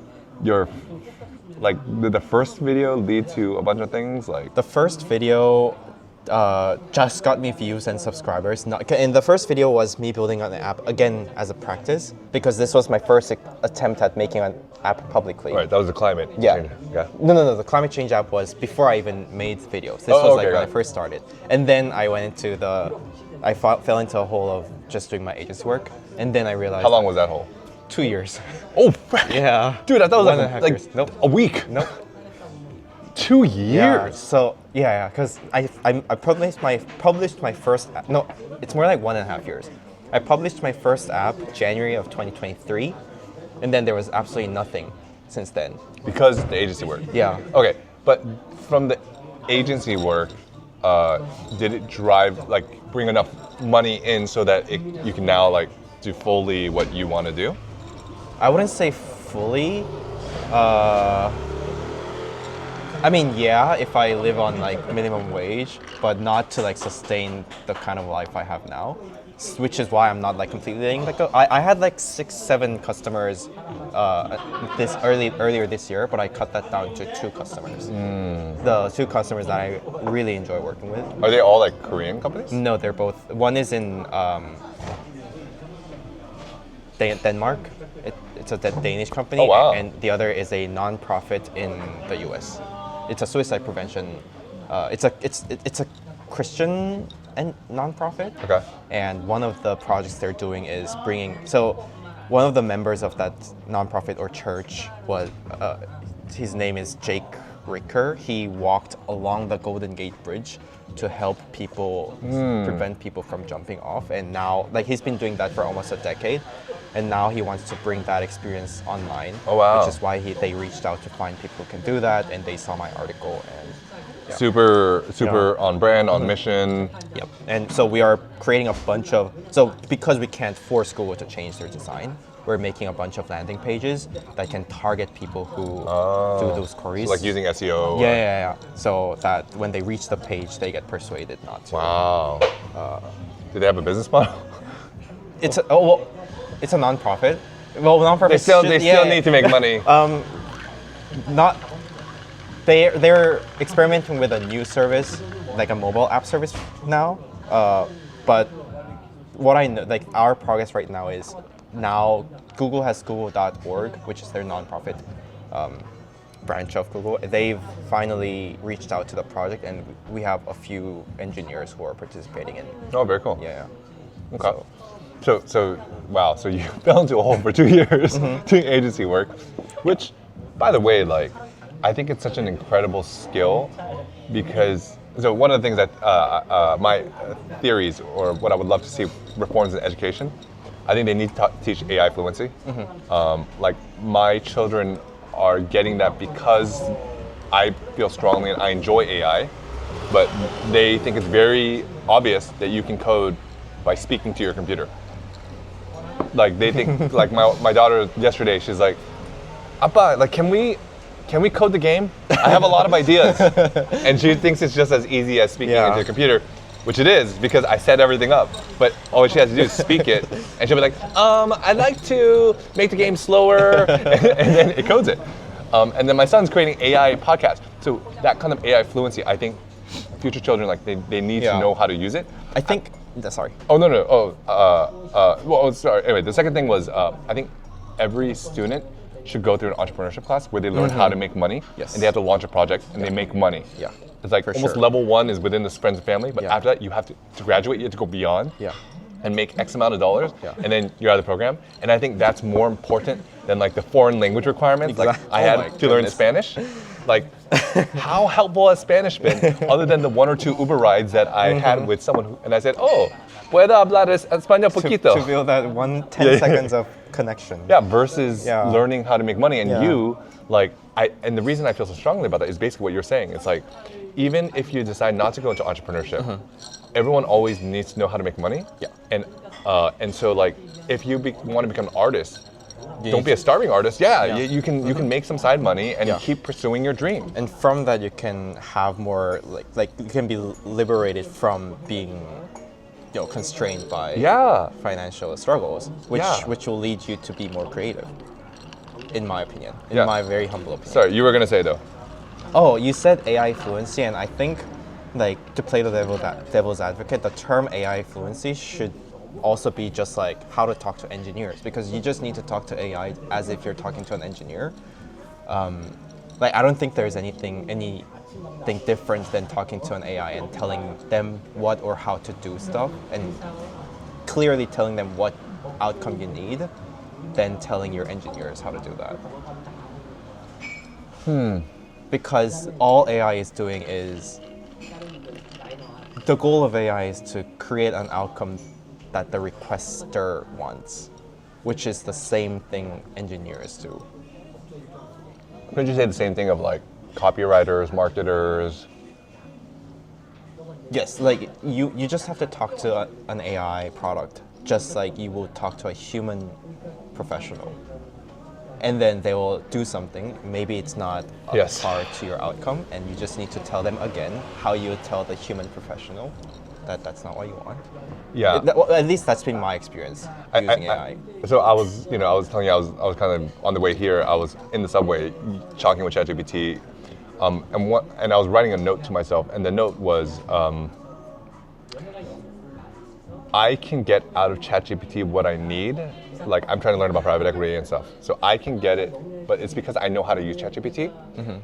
I wish it didn't need so much wrangling. Like, I have to nudge it certain ways, whereas the average person would not know how to do that. So what an expert does is they will pull that information out of you, basically. Even if you kind of screwed up and they're just like, you didn't tell them the outcome, the AI currently will just do exactly what you said and be like, oh yeah, okay, I'm sorry, I misunderstood you. And that's not actually what you want. What you want is for them to sometimes like, I hear you. Let me ask a question a different way because you're not giving me the information I need. But do it gently. And I think that can actually be prompted into, and I think this will be a solved problem. This will eventually be solved. But right now in its iteration, like if I give the AI to like my 7th grader, he's figured out how to use it. But I think very soon, through prompt engineering and stuff, and the model's getting better, I think it'll have more of those elements. Like, hey, make me an app, and then it'll probably be like, hey, I can make an app. That's no problem. I can make a few assumptions, or let me kind of list out some of the assumptions. Is that what you want? Because I think that's what a professional would do. Yes, but that's also like just a communication skill. Like you can say the same thing when you talk to humans, and you have to adapt to how that human reacts to your questions and your prompts. Yes. And I feel the same way about using AIs as well. You just have to adapt to their responses. I think sometimes the difference where experts come in that AI can't do right now, which is that kind of that element of like, AI generally will just do whatever you say it, but I agree with you. Like you have to kind of have a clear outcome. But sometimes the person who's asking doesn't even know what to ask. And in that case, that's when I think they have to kind of suck it out or translate it so that they can understand. Like, oh, you want to build this app? Cool. You didn't mention notifications, and it seems like though, based off of what you're trying to do, notifications can be a core thing. Do you know what notifications are? And like that kind of thing. So in that aspect, talking to an AI is much more productive than talking to a human, because humans might not even suggest that. Yeah. And I think this is where like it'd be interesting where in the future maybe people have like fine-tuned models of trained by professionals. And so now like, you know, you have a professional engineer, but they will ask you certain questions, like you get the world's best engineer, and then they're like, I hear your request, I know how to kind of what the plan is to build it. He only mentioned 2 things. So let me kind of walk him through and see what he thinks about the 7 other things. So wrappers and agents, business-wise, like they will building like wrappers that cater to specific needs. Just to be clear, we're not talking about Tupac and Nas. R-A-P-P-P-E-R. ChatGPT wrappers. W-R-A-P-P-E-R. Rapping. Can you explain what a wrapper is? Wrapper is just like, did you say, I think you said prompt engineering. It's basically using the AI model to fine-tune the type of responses you would get depending on the usage. So I don't know if a lot of jargon. Let's go with an example. Example would be if it's a recipe, you can wrap a ChatGPT model with a recipe generator, and if you just simply ask a ChatGPT, non-wrapped ChatGPT on how to make like a lasagna, it might give you unclear instructions. Whereas if you wrap it with better prompting and create a recipe AI, it'll give you like very clear how to step-by-step instructions and what kind of ingredients you would need in a very like regulated format. I think that's another great example is like code me the snake game. You give that to ChatGPT, it'll give you code. It'll give you code to do it. Sometimes it'll just give you like HTML code and do it all there. But you put it in a wrapper, someone who is actually an engineer and they've done a lot of prompting, and you say, same thing, make me a snake game, and it'll build out, like, it'll be just much more professional, build it out, blah, blah, blah, right? Yep, exactly. How did we get into this rabbit hole? Anyway, it doesn't matter. Doesn't matter. So you got out of the rabbit hole you were of I got out of the called your rabbit hole agency. Thanks to creating videos. So the first video, I did it for fun to validate that making videos for my apps is a good workflow for me, and I did prove myself that it is a good idea. So I built the second app, which was more serious with a proper business model and with all the hypotheses that I needed to test. So walk me through what was the first video? What was the idea? How did you make the video? Like, what was the video about? The first video was inspired by seeing an Instagram story challenge where this guy did a 30-day split challenge where he tries to complete a full split within 30 days. I did see this video. Okay. Yeah. And he took a video or photo of himself every day to track his progress. And I just thought, oh, wait, that should be an app, because with an app, you can put an interface where you can measure your splits and have a goal for your split and have like a full, maybe like a hyperlapse, time-lapse video of you evolving your splits. So I built an app based on that. Yeah, I mean, there isn't more to say because I literally just like sat down and started making an app in like 3 days. And So the video though was, what was the title of the video? oh, okay. The title of the video was I built from idea to an app store, and the theme in 4 days. So it was a story about making an app from scratch in 4 days, and the whole general theme of the video was a lot of people have many good ideas that they never get to start, or they start but never finish, which is the greatest weakness I have as well. There was a comment that somebody put that I thought was really cool, and they were quoting you, which was, starting projects is my superpower, Yes. finishing them is my kryptonite. Yes, exactly. So that's such a great line, by which the is way. a line Such a great generated line. by Claude, not myself. Shut up, are you serious? Yeah. Okay, so I think 80% of my prompt, the script was actually generated by Claude. It's not by me. Of course, like I wrote the flow of how I want it to be, but I said, oh, make a script out of these ideas. By the way, Anthropic and Claude is like ChatGPT, but it's a competitor by a company called Anthropic, and theirs is called Claude. Yes, and I believe Claude has more personality, and I did mention this in my video, but I think like choosing which AI model to use is more like choosing which employee or companion you want to have, because it feels like they have different personalities now. Yeah. And Claude, it was just up my alley. Yeah, I always felt that Claude, it writes more like prose well. Like I do a lot of like writing assignments with them. But I actually have subscriptions to both. Yeah, me too. Yeah. Yeah. Okay, so the video was kind of like, I'm gonna do this, and so people can like follow along. Yes. So what they want to see from the video is this guy who goes from idea to completion. To completion, and feel motivated that they can do it too. To inspire them. To inspire them, So yes. the type of people that might want to watch this are people who also had ideas, and they want to see an example, a role model. A role model. Yeah. It's just Yeah. somebody to know it's possible, and you want to do that for them. Yeah. Okay. And one of the greatest outcomes of that video was a lot Tons of views. Sorry. Tons of views. Tons of views, and That's not what you were gonna say though. What were you gonna say? And I got reached out by a lot of people who want to start their own businesses. So basically, a business proposal. Like up until now, I haven't seen that many like business pitch decks that are being pitched to me. Oh wow. And then that was because they had these like a lot of people were like, oh, I had this idea for like 2 years. I never like took a leap of faith and then like started it. But like after seeing your video, I want to start it. So I know for a fact that I motivated a lot of them, and on top of that, a lot of them wanted to start it with me. So that was like I think the biggest and not expected outcome of that video. So yeah, exposure through social videos is so underrated. Anyone who, and again, you mentioned it briefly earlier, but creating like viral TikTok videos is like the easiest way to reach new audiences, which is why I'm starting yesterday. It got taken down because I used the wrong audio, but it's hard. But again, like when I'm making those videos, I like a lot of people say they experience like brain rot trying to make these videos because they're so stupid. So you have to be stupid to make it go viral. But so I don't know if it's something that I want to do long term. I just want to experiment and how it goes. I mean, I think it's almost like it's good that you know how to use the tool, right? It's like a tool that you can add to your toolkit, which is really good.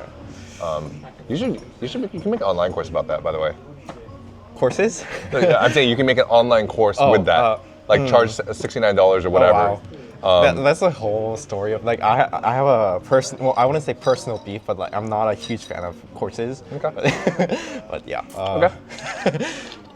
Okay. So that first app, how'd that do? So it was like a validation of, oh, this works and it has a lot of good outcomes. I am starting one like small business through.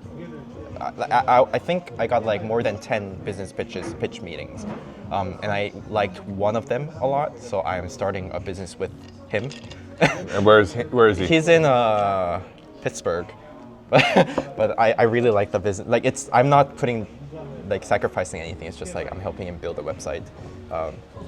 So that's a whole another story. Okay. So you saw the results of that. Yes. And- And now I knew that it's gonna work. So now I wanna do the same video, but with an app that I actually care about. Was that the next video? It is the next video. So It is or it was? is. The second video that I put out there is for the app that I actually want to okay, got it. monetize. Yeah. But you released it. Yes. Okay. Got it. Yeah. So tell me about that. What's the story behind that? So, going back to I know for a fact that ADHD is a buzzword, and I don't know how active you are on TikTok or Instagram, but every fourth or fifth video I see is like ADHD, life of an ADHD person, and they get millions of views. So I know targeting ADHD keyword is like a big thing. There's this tool I've been using to help my ADHD called Forget.work, which is basically a Pomodoro timer. It's the same thing as all other timers to me as a consumer. But one thing they did that others didn't is they have a chime that rings every 1 minute.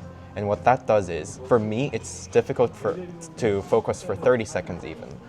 But when I hear the chime every 1 minute, I remember that I was supposed to be focusing. So Yep. it locks your focus back in. Got it. I really love that, but it was like it's a Chrome plugin and it works in your Chrome tab. And I really wanted a mobile solution for that. So I reached out to the creators and they said, oh, by the way, like one of the creators has over 1 million followers on Instagram. He's called ADHD Founder. He creates like really funny skits and reels about ADHD. So I reached out to them. Because I'm technically using that idea of a chime, and I didn't want to like just steal it. Technically they didn't like. Yeah, they didn't like. They didn't. It's not intellectual property or Yeah, anything. but I still Trademark. wanted to be nice. So I asked them, and they of course said yes. So I built it. And my mission, like if I look at like a 10-year mission for this product was, for anyone who's in a distressed environment, for example, like if you go to an extreme in a war-torn village, I want them to be able to use my app to be able to find peace and so that they can focus on work. Because wherever you are, you still kind of need to work. Let that be a war-torn area or your ADHD, like whatever the circumstances are, I want them to be able to use my app to find focus. And after I launched the video, it didn't do as well as the first one, but I still got like 10,000 views, which is enough to get the first few users. My North Star metric for this app was a user increasing the number of users who use the app for at least 1 hour 3 times a week.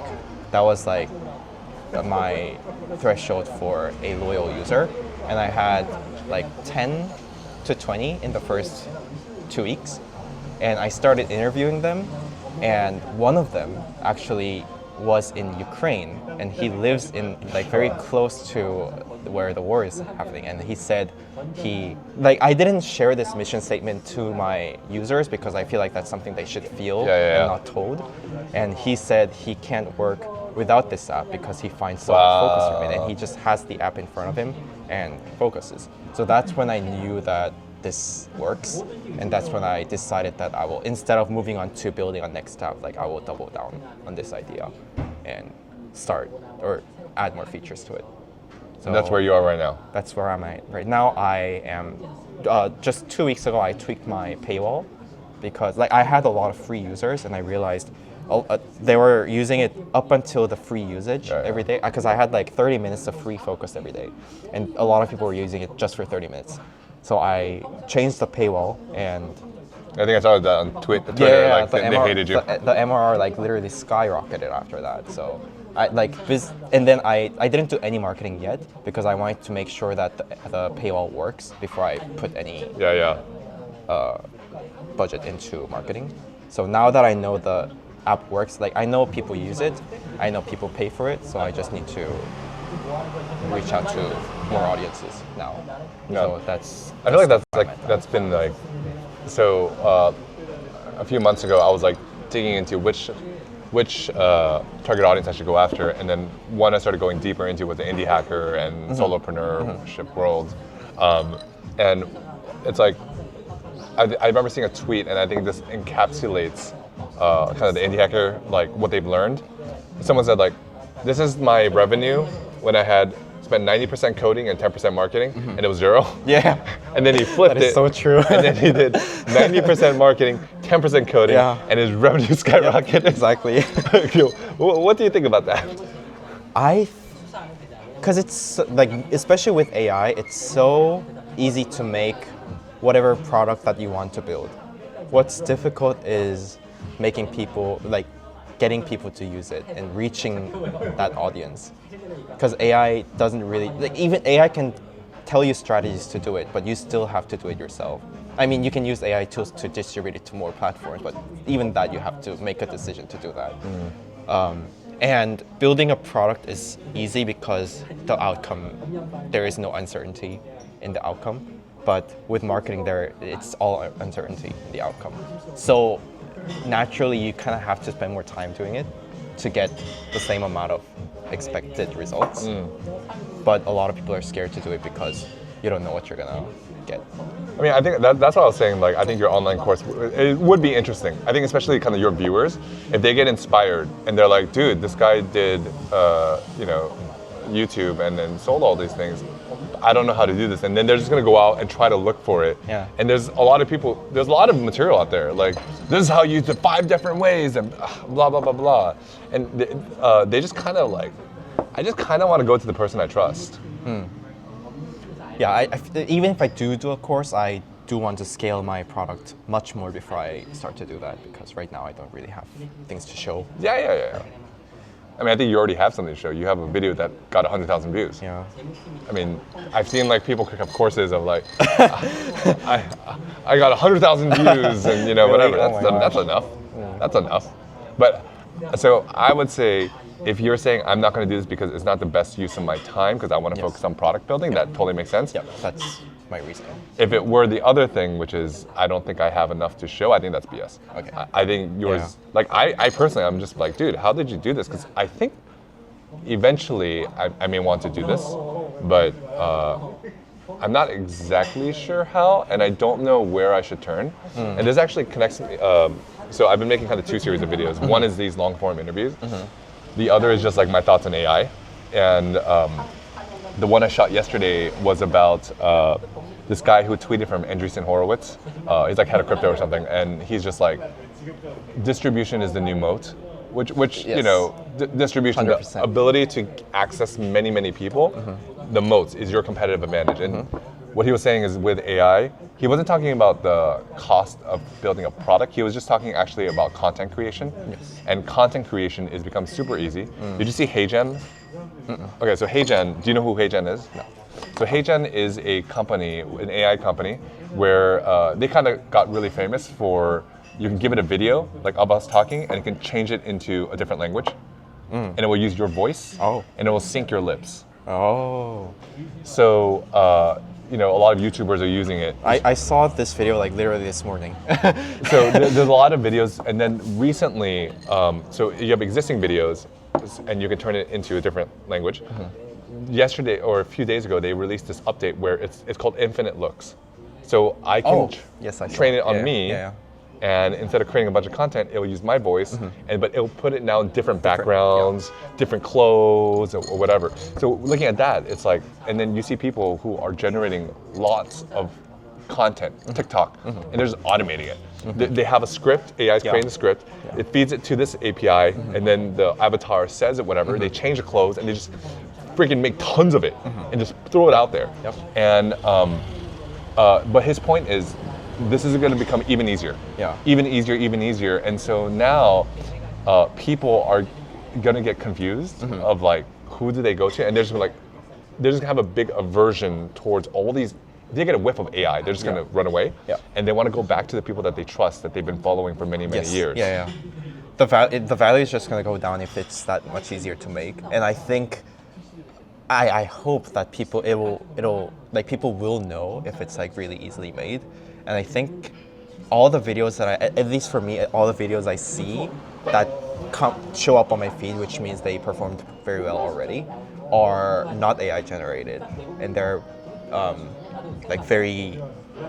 they're basically like very organic human bits that I see. Yeah. And I think the algorithm already pushes those kind of contents more to viewers. And as much as like you can make like 100 videos a day, and that like all the videos combined will get a meaningful amount of views. Yes.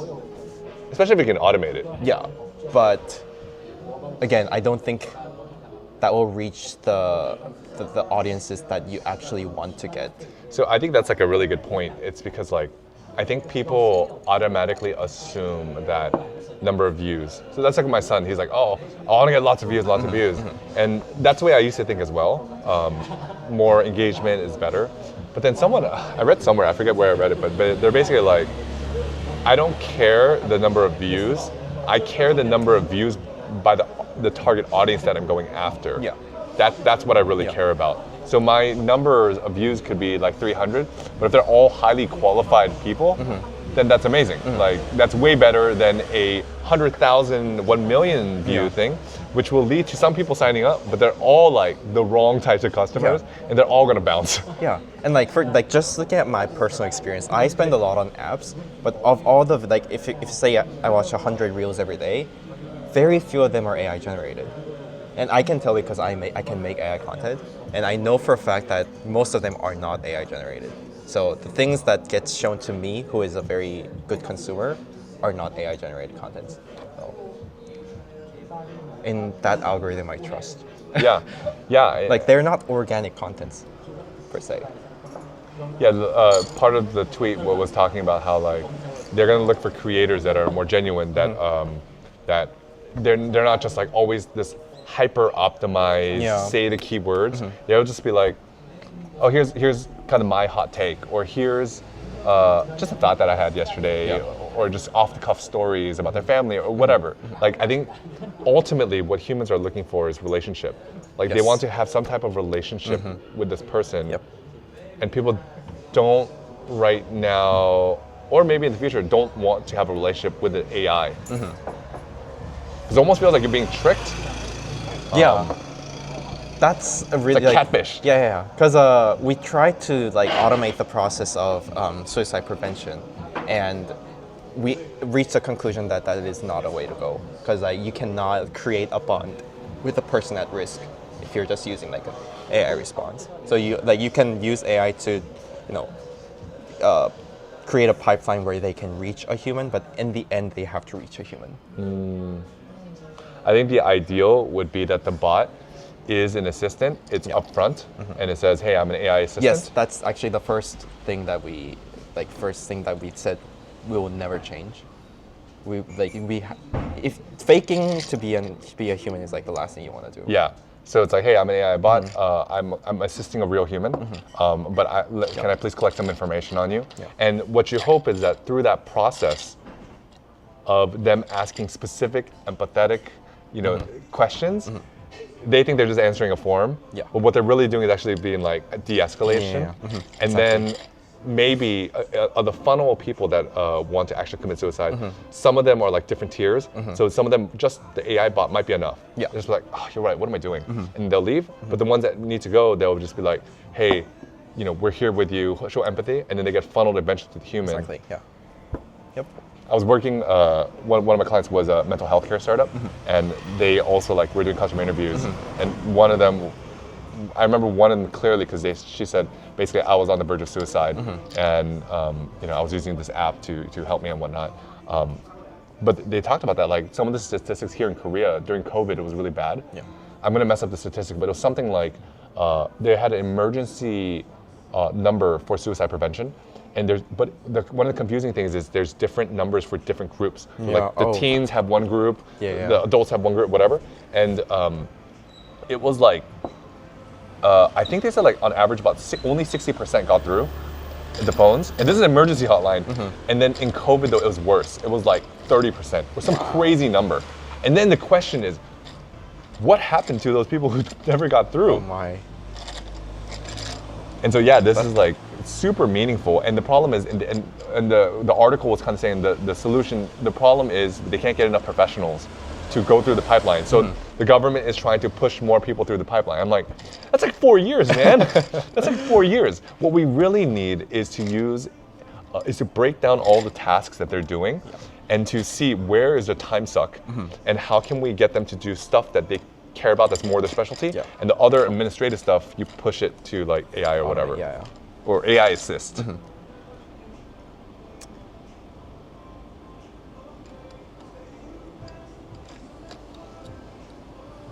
Yeah, suicide prevention would get a lot of help from like private companies, like the infrastructure and the systems they have. Yeah, I think the challenge with oftentimes like with these things is like super worthwhile. Where's the business model? And it kind of reminds me of reading through Elon Musk's biography, and I didn't know this, but he cared about like climate change and all that, like the environment, like since his school days. Like he was really into electric batteries and all that stuff. And I think something like there's a bunch of researchers who are researching this stuff. But the people who actually make an impact on this world in a scalable manner are businesses. And so that's why he's like, I need to create a business.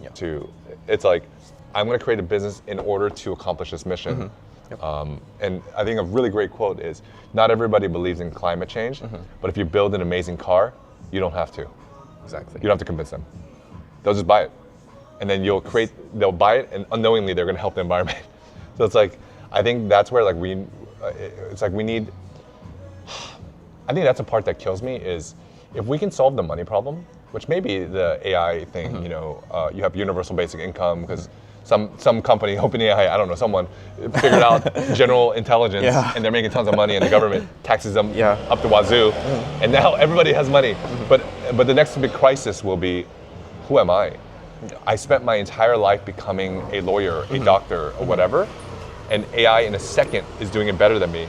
The real question is like my identity question, and what do I do for the rest of my life now that I have an allowance and I don't have to worry about I have a safety net. But and I think like my theory with this, a strong conviction is that almost the majority, if not all, human problems can be solved by the humans that are in existence today if they found their area of world problems, my passion, my expertise, that kind of intersection of that. There's a term for that, right? It's called like ikage or whatever. Someone else that I interviewed talked about it. A modern day version is called zone of genius. Have you heard of this? It's like there's 4 zones. Zone of incompetence, you're not very smart at it, you're good at it, don't do it. Zone of competence, you're somewhat good at it, don't do that either. Zone of excellence, you do that better than others, but you don't enjoy it. And then the zone of genius is you enjoy it. The world needs it, you know, it's the same concept. But I think if everybody found their zone of genius, everyone found their ikage, then I think like people wonder like, why is there poverty? Why is no one taking care of the animals? Why isn't so? I think there are people who are passionate about those things and who are world class at what they do. It's just they are currently doing jobs because they think the only way for them to survive is to work at a big company, is to work at jobs that they don't really enjoy. So that's my theory. If I play the devil's advocate, we are basing our assumptions based on everyone wanting to be competent, but there are a good group of people who just want to stay lazy, not in a bad way, but like that drives them. Just like not doing anything is what they want to do. Yeah, and I think that the question would be, I think there's always gonna be a certain fraction where that is certainly true. Like, I think some of them are burned out. I think some of them have not found anything like attractive in life enough that will draw them out of their laziness. That's my theory. I think people are happiest when they feel like their life has purpose, and often that time that comes when I am enjoying my work and I'm seeing the impact that it has on someone else. Like when I'm making the world a better place, when I'm putting a smile on someone else's face, like that's like one of the best, most sustaining, most life-giving drugs. In that world, religion will be very powerful Why so? because it is the most accessible way to find purpose. It kind of like feeds you the purpose almost, like without you having to put an effort into finding the purpose. It's all like laid out there for you. And I think like the religion was so powerful back in like 15th century because like everyone was lacking everything, but in a way everyone was equal. So they didn't really have to like stand out, which means there's not really a purpose to do anything special. So interesting. I just realized this as I'm looking at this. The majority of the time, you were doing this with your hands and you were blocking your face. Oh no. Well, there we go. Now I know. Something we learned. But I like the angle. Very limited body language. So, now I guess maybe like going forward. What are you thinking? Like we kind of talked about your past. Yeah. Where are you going? Where are you heading? So I want there's this. I wouldn't say not an obsession, like much less so now than say 2 years ago when I first wanted to make apps. But I want my app to be used by like at least like 0.1% of the entire population, which is like 8 million people. And yeah, that's my next goal. So Why do you have that goal like that? I think I'm hyper fixating on the fact that I ditched my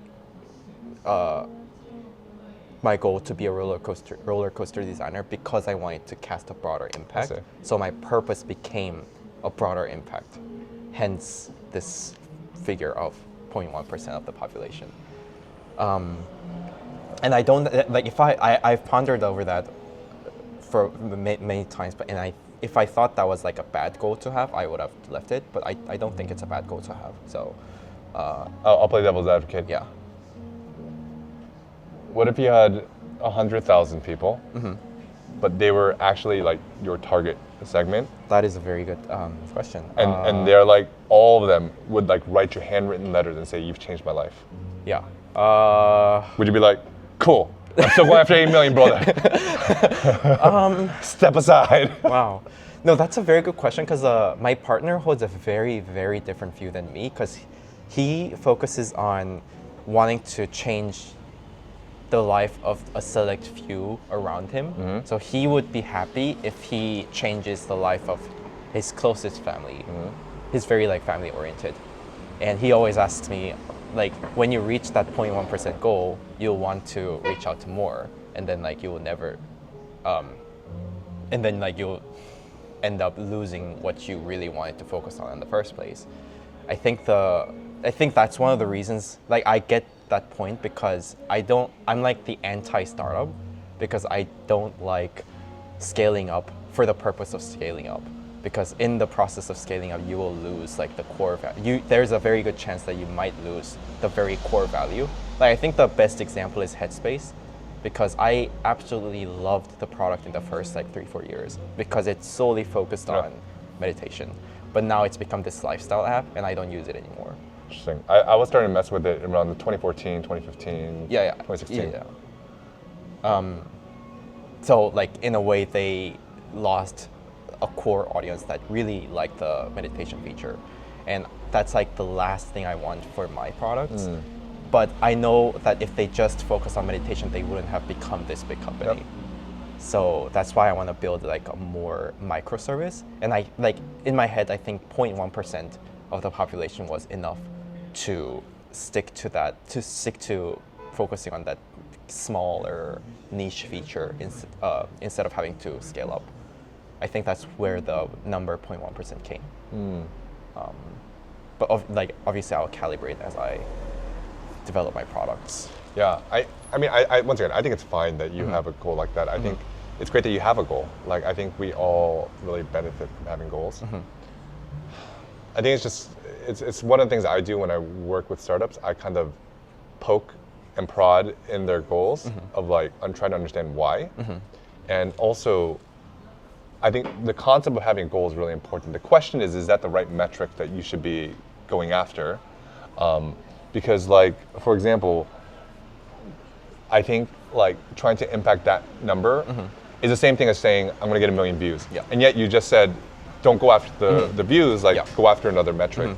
So I wonder if there is another metric that is more well aligned with what you actually want. Yeah, so like my North Star for this focus app is, as I said, the 1 hour per day, because like that's how I define being focused in your life is. And at the end of the day, I want this app to help people focus. And if that happens, let's say you accomplish that, how will their lives be different?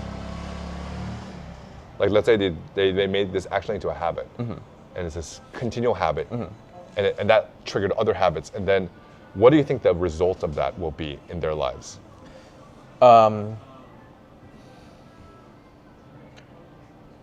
Qualitatively, I think they will be happier because they're finally doing things and seeing results by putting consistent effort and focus into what they want to achieve through using this app.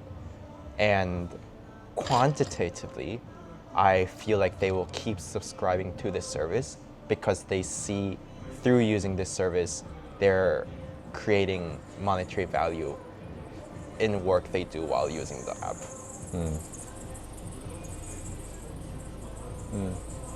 Does that answer the question?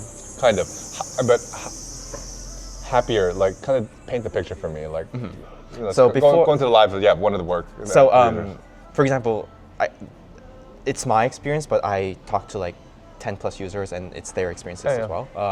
Before I couldn't even focus for 30 seconds, but now I can sit down, set a timer for 3 hours, and every time I'm at the verge of losing focus, I get locked back in.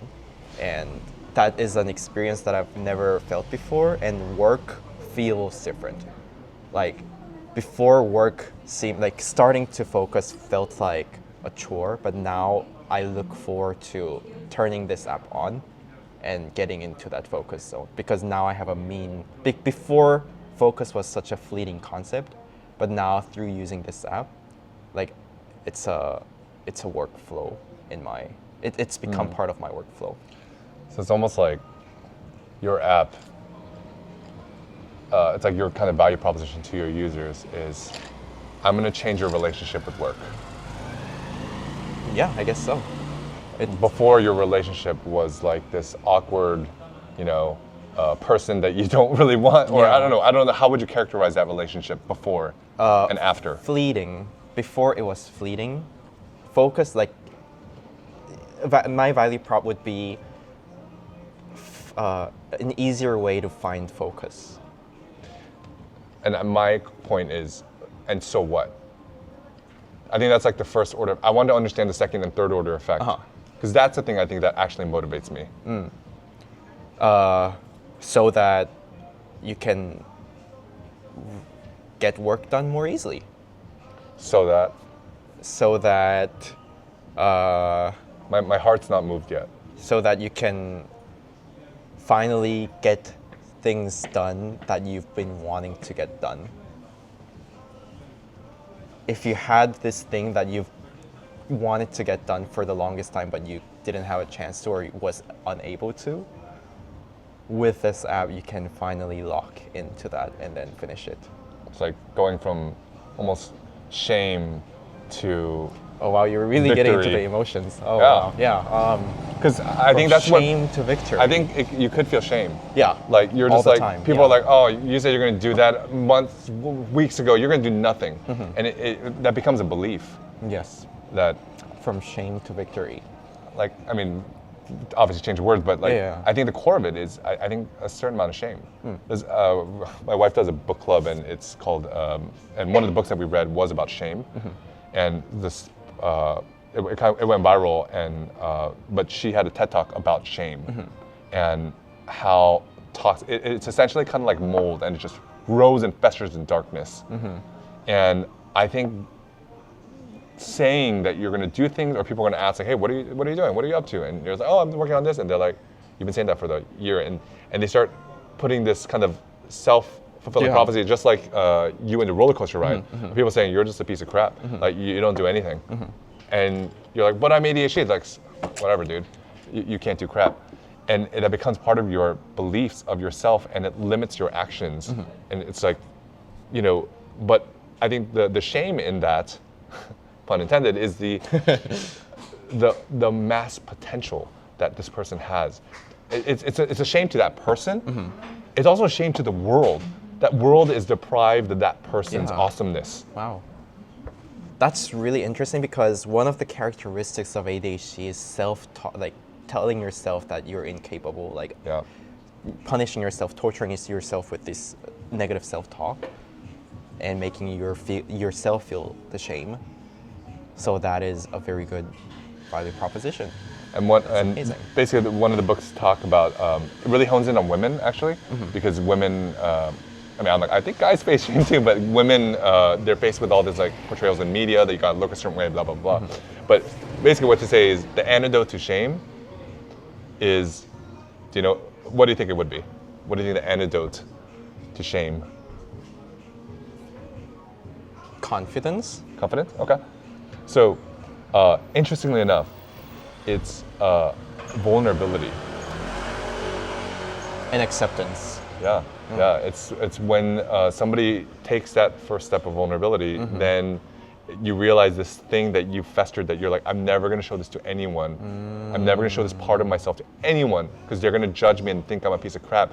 Oh wow. Someone shows it, and they're like, I know what you mean. Yeah. I feel the same way too.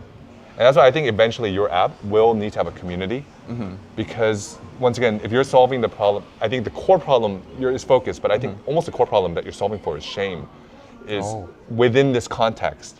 And so how do you solve this? Some of it is focusing, but then what an amazing thing it would be to have a community where you can be before and after the app. You know what I mean? And you can share in each other's victories, and you're like, but not only when you share your victories, you don't just talk about your victories, like on Facebook and Instagram. You talk about, let me tell you who I was, like the shame that I felt. Everyone said I suck, blah, blah, blah. I thought I sucked. I got this app, I started going, and I started re-examining a lot of the beliefs that I had about myself, and I realized they were false beliefs. I can do things, and this app is simply a tool to help me, but then I want to share with you guys, I want to give you guys hope. And so it's like now you're scaling out. So it's almost like, it's not only how many people, like 8 million people that you directly impact. Let's say the 8 million is also a byproduct of them, like, scaling that. And I think that's even a stronger thing, because it means that you start a movement. Right. That is powerful. Because and people will respond much more to, oh, we'll help you be productive, than we'll help you change how you feel. Yeah, I mean, look at Nike. Nike doesn't sell shoes. Wow. They sell a way of life. They sell like, we can do it. I think that's the difference between them and other kind of shoe companies. They sell this vision of the future that and people want to be a part of that. The shoes is simply one of the manifestations of that. And I love how you mentioned community, because community can be it's a very good moat for your product as well. Yeah, absolutely. But and it's definitely from a business perspective, it is a moat. But from a mission perspective, I think it is the most powerful thing, and I think it goes beyond AI as well, because I feel AI can only just help the community, because at the end of the day, humans want to connect with humans, and there's so many groups and tools and crap and groups, but it's like, but is there a community that really understands me? And I think this group would be very, very strong. So that would be interesting if you had like almost like a community thing. Maybe that could be phase 2. But like the impact. I don't know what the right KPI is, but that would be cool. Just be asking like, hey, have any of you guys through your success, or through your, not even success, I think even that success, I think, is such a loaded term. It's like, I have to achieve a certain amount of views to be successful. What about just the fact that I'm celebrating the fact that I'm on the journey? And the journey could be I simply am aware that I'm here. That's the first step. You're always aware of the fact that, I don't think that I'm a piece of crap. I think there might be something that's hindering me, but I have agency. I can do something about it because I'm reading these stories and posts and of people who've done it and who are like me. Yeah. And then I feel like that's to be celebrated. Yeah. But like then going beyond that of like, it's almost a funnel of like I am aware of this issue, and then I want to take action, and then I use the app or I join the community. And honestly, you don't even need the app. You can just join the community. That can be a separate paid community. Yeah. They join in, and then a lot of them are using the app, but that's fine.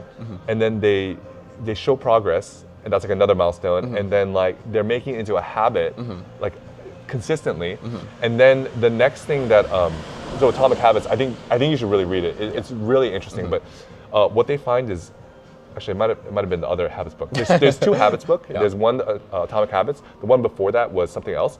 But they called it. I think they called it something like, I forget. It's a keystone habit. Okay. So what they found was when there's a keystone habit, it's like you knock one domino and it knocks down 18 different dominoes.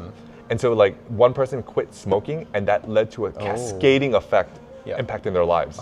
So it's almost like this might be the thing, that one domino that impacts all these lives. That they could be like, man, because of this app, I finished the app, I gained confidence, I got the dream job or whatever, I bought the house, I got healthy.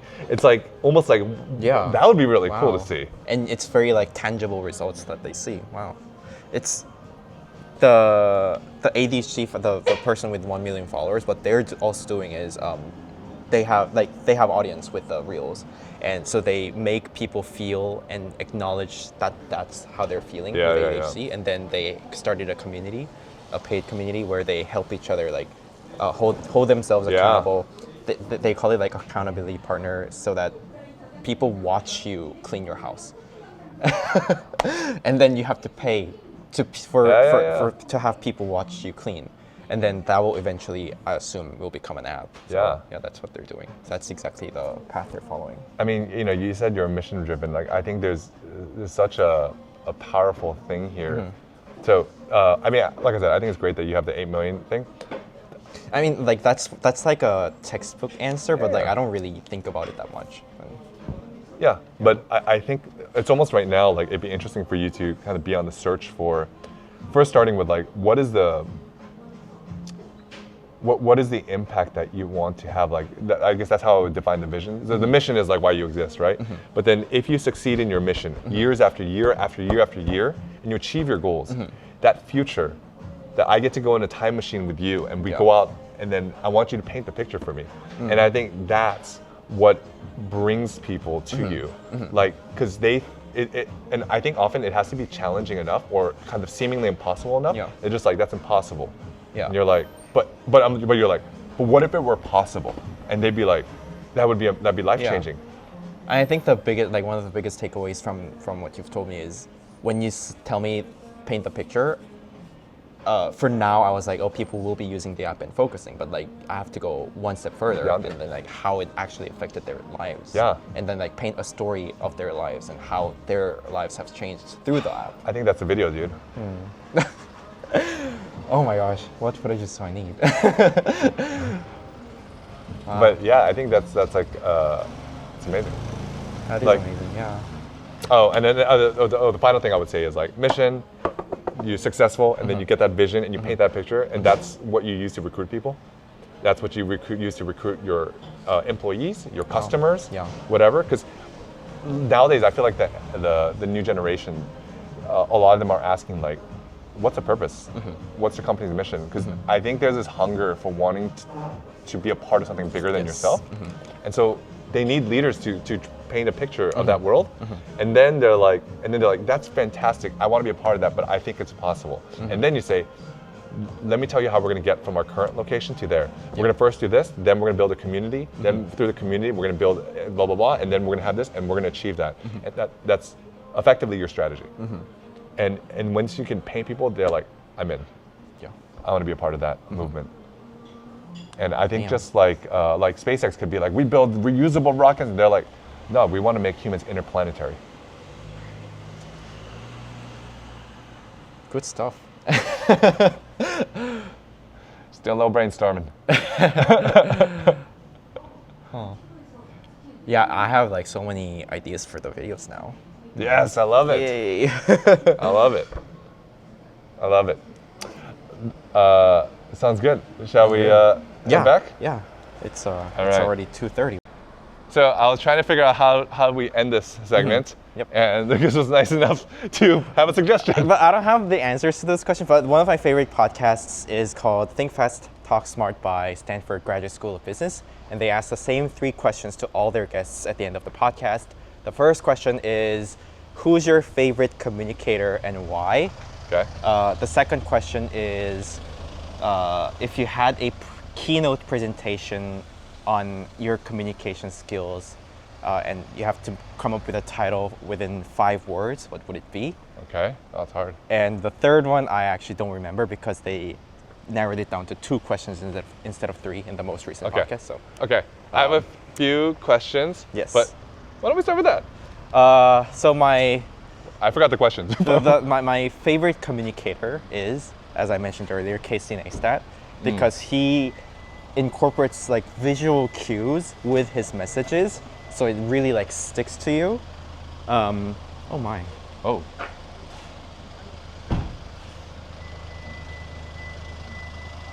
Is he okay? Oh, he is okay. The older gentleman who seemed to have fallen. But he's fine and he's up. 그냥 혼자 가실 수 있어요, 할아버지? Okay. He's fine, yeah. Okay. Good. And his messages are really like short. I think he created the idea of like short form format before it became a thing. Because if you like, his footages are never like longer than 5 seconds. So he has to like put those messages within those 5 seconds. So he sometimes just like delivers his messages in just like 3 words. And I think that conciseness is the key to delivering your core ideas. It reminds me of Mark Twain's thing. Yes. If I had more time, I would have written a shorter letter. Or I don't know if it's Mark Twain, but it was somebody, yeah. I think it's also like Hemingway. Yeah. Whatever. All those quotes where they say someone said something, and most of them are lies. Yeah. But it sure sounds good. Okay. Yeah. We're trying to find our way back. We'll find it eventually. Okay. Second question. Second question. 5 key communication skill in 5 words. Why don't you go first? If you had a keynote presentation on how to communicate, what would your title be?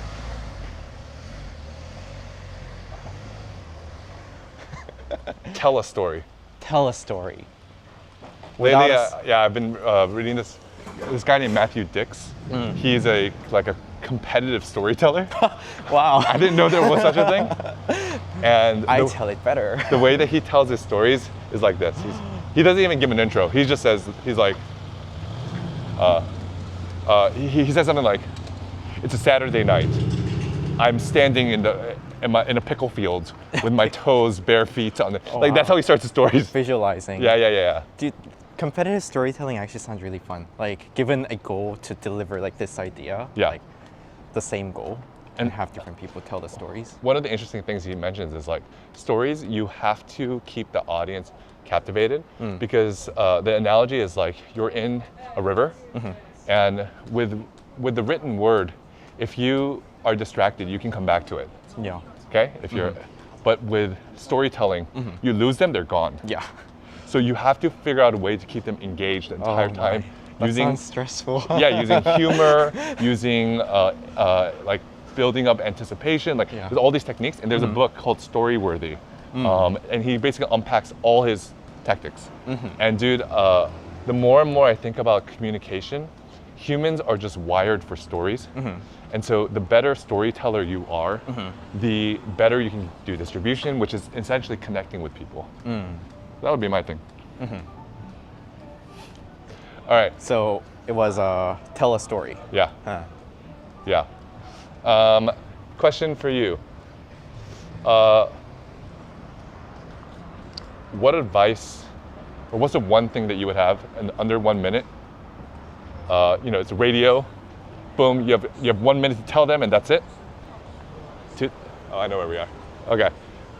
So you have 1 minute to tell a person who's thinking about starting a business, is inspired, but is still like, oh, I don't know what to do.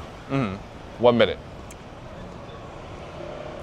It's a blank slate. Sure. Okay. What's the one thing you would tell them? Find a problem that you can relate to, and figure out what you would do in your own life, how to fix that, and make that into a product. Why? Because every product should come from a problem, right? And without clearly identifying or acknowledging that problem yourself, you will never provide a solution that really hits the users.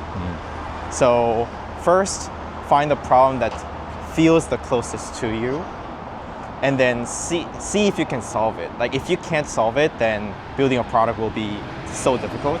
So only if you can find a problem that you can easily find near you, and only if you can think of a solution to fix it yourself. Because if you can't solve a problem that you're facing yourself, then how are you going to change other people, like fix other people's problems? So only if you can do that, dive into that business, is what I would say. Yeah. Is what I do, actually. Boom. He doesn't Yeah. just say it. That's what he does. Boom. Boom. In your face. Actions. Because at the end of the day, what a product or service is, or essentially what a product is, you're just automating certain tasks. But if the base tasks haven't even adequately solved the problem, like, why are you trying to automate Exactly. that? Yep.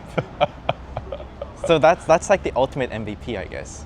Like, Yeah. do whatever to help yourself, and Yeah. then building that into a product will be like the product part, and then help other people solve that problem would be the distribution part. Dude, I'm such a big fan of doing everything manually. Like, Oh, yeah? doing everything Oh. manually in the beginning. Like the Airbnb story. Yeah, Airbnb story. I mean, there was another one who started a service of storing your luggage when people are visiting New York City, and he did it with a spreadsheet. Wow. And he got it up to like quite a large amount of customers. Like, I don't know, let's just say 10,000 customers. And then he's like, I should probably build a website now. I mean, it's enough validated. But the point is, I think people get too fascinated with the tool, Yeah. and they don't spend enough time understanding the problem and how to solve the solution, how to solve it. So, big fan of that. Okay, final question. What is a hidden gem? What is a hidden gem here in Seoul? It doesn't even have to be in Seoul, but it could be in Seoul. It could be a cafe, it could be whatever. Wow. I got one for a restaurant. I got one for a restaurant, and I got one for a coffee shop. Love it. Let's do it. Hit me. Restaurant, there's this place called Sun Kitchen in Hapjeong. So Hapjeong is basically an area slightly south of Hongdae. So you will get away from that super touristy area Okay. and go into a more like hipster, gentrified area. Okay. It's Sun Kitchen, and they serve mackerel rice. So it sounds disgusting. It sounds very fishy. It comes Literally, with yeah. like a rice bowl, and then on top you have a whole mackerel on it. And Okay. then when it comes out, the server like uses a spoon to like mash the mackerel into Okay. the rice. Again, it sounds disgusting, but it's the most unique and tasty thing I've had in Seoul. Ooh. And like, Yeah, I'm gonna ask you for the link afterwards. And I'll throw it up on the description. Of course, yeah. Cafe-wise, one of my favorites to go to is called Anthracite. It's quite well known. It's Anthracite. They have different. I've never heard of it. They have different branches. Like, I think they have 5 in Seoul. But my favorite is Anthracite in Yeonhee-dong. Their whole interior is just like pitch black. So sometimes you Whoa. have like you have hard time just like maneuvering around. But yeah, it's very like toned down, but they have great coffee, and on the second floor they have a panoramic view of like the outside. So the contrast between the really dark interior and that panoramic window, it's amazing. Ooh. Yeah, those two. Okay. I have one. Or I have two. Yeah. One I mentioned before. One is a restaurant, and so it's at Shinsayeok. Okay. So near Shinsayeok. Yeah. Okay. It's a place called or they serve maje soba. Oh, okay. Do you know this place? No, I don't. Okay. Yeah. So it's like, what I like about it is like the menu is like only like 3 things. So it's like not that much. It's like udon noodles, which I'm not like a huge fan of udon, but almost everyone I take them there, they're like, oh, I've never had udon this way. Wow. So it's not soup. It's like, It's spicy. Yeah.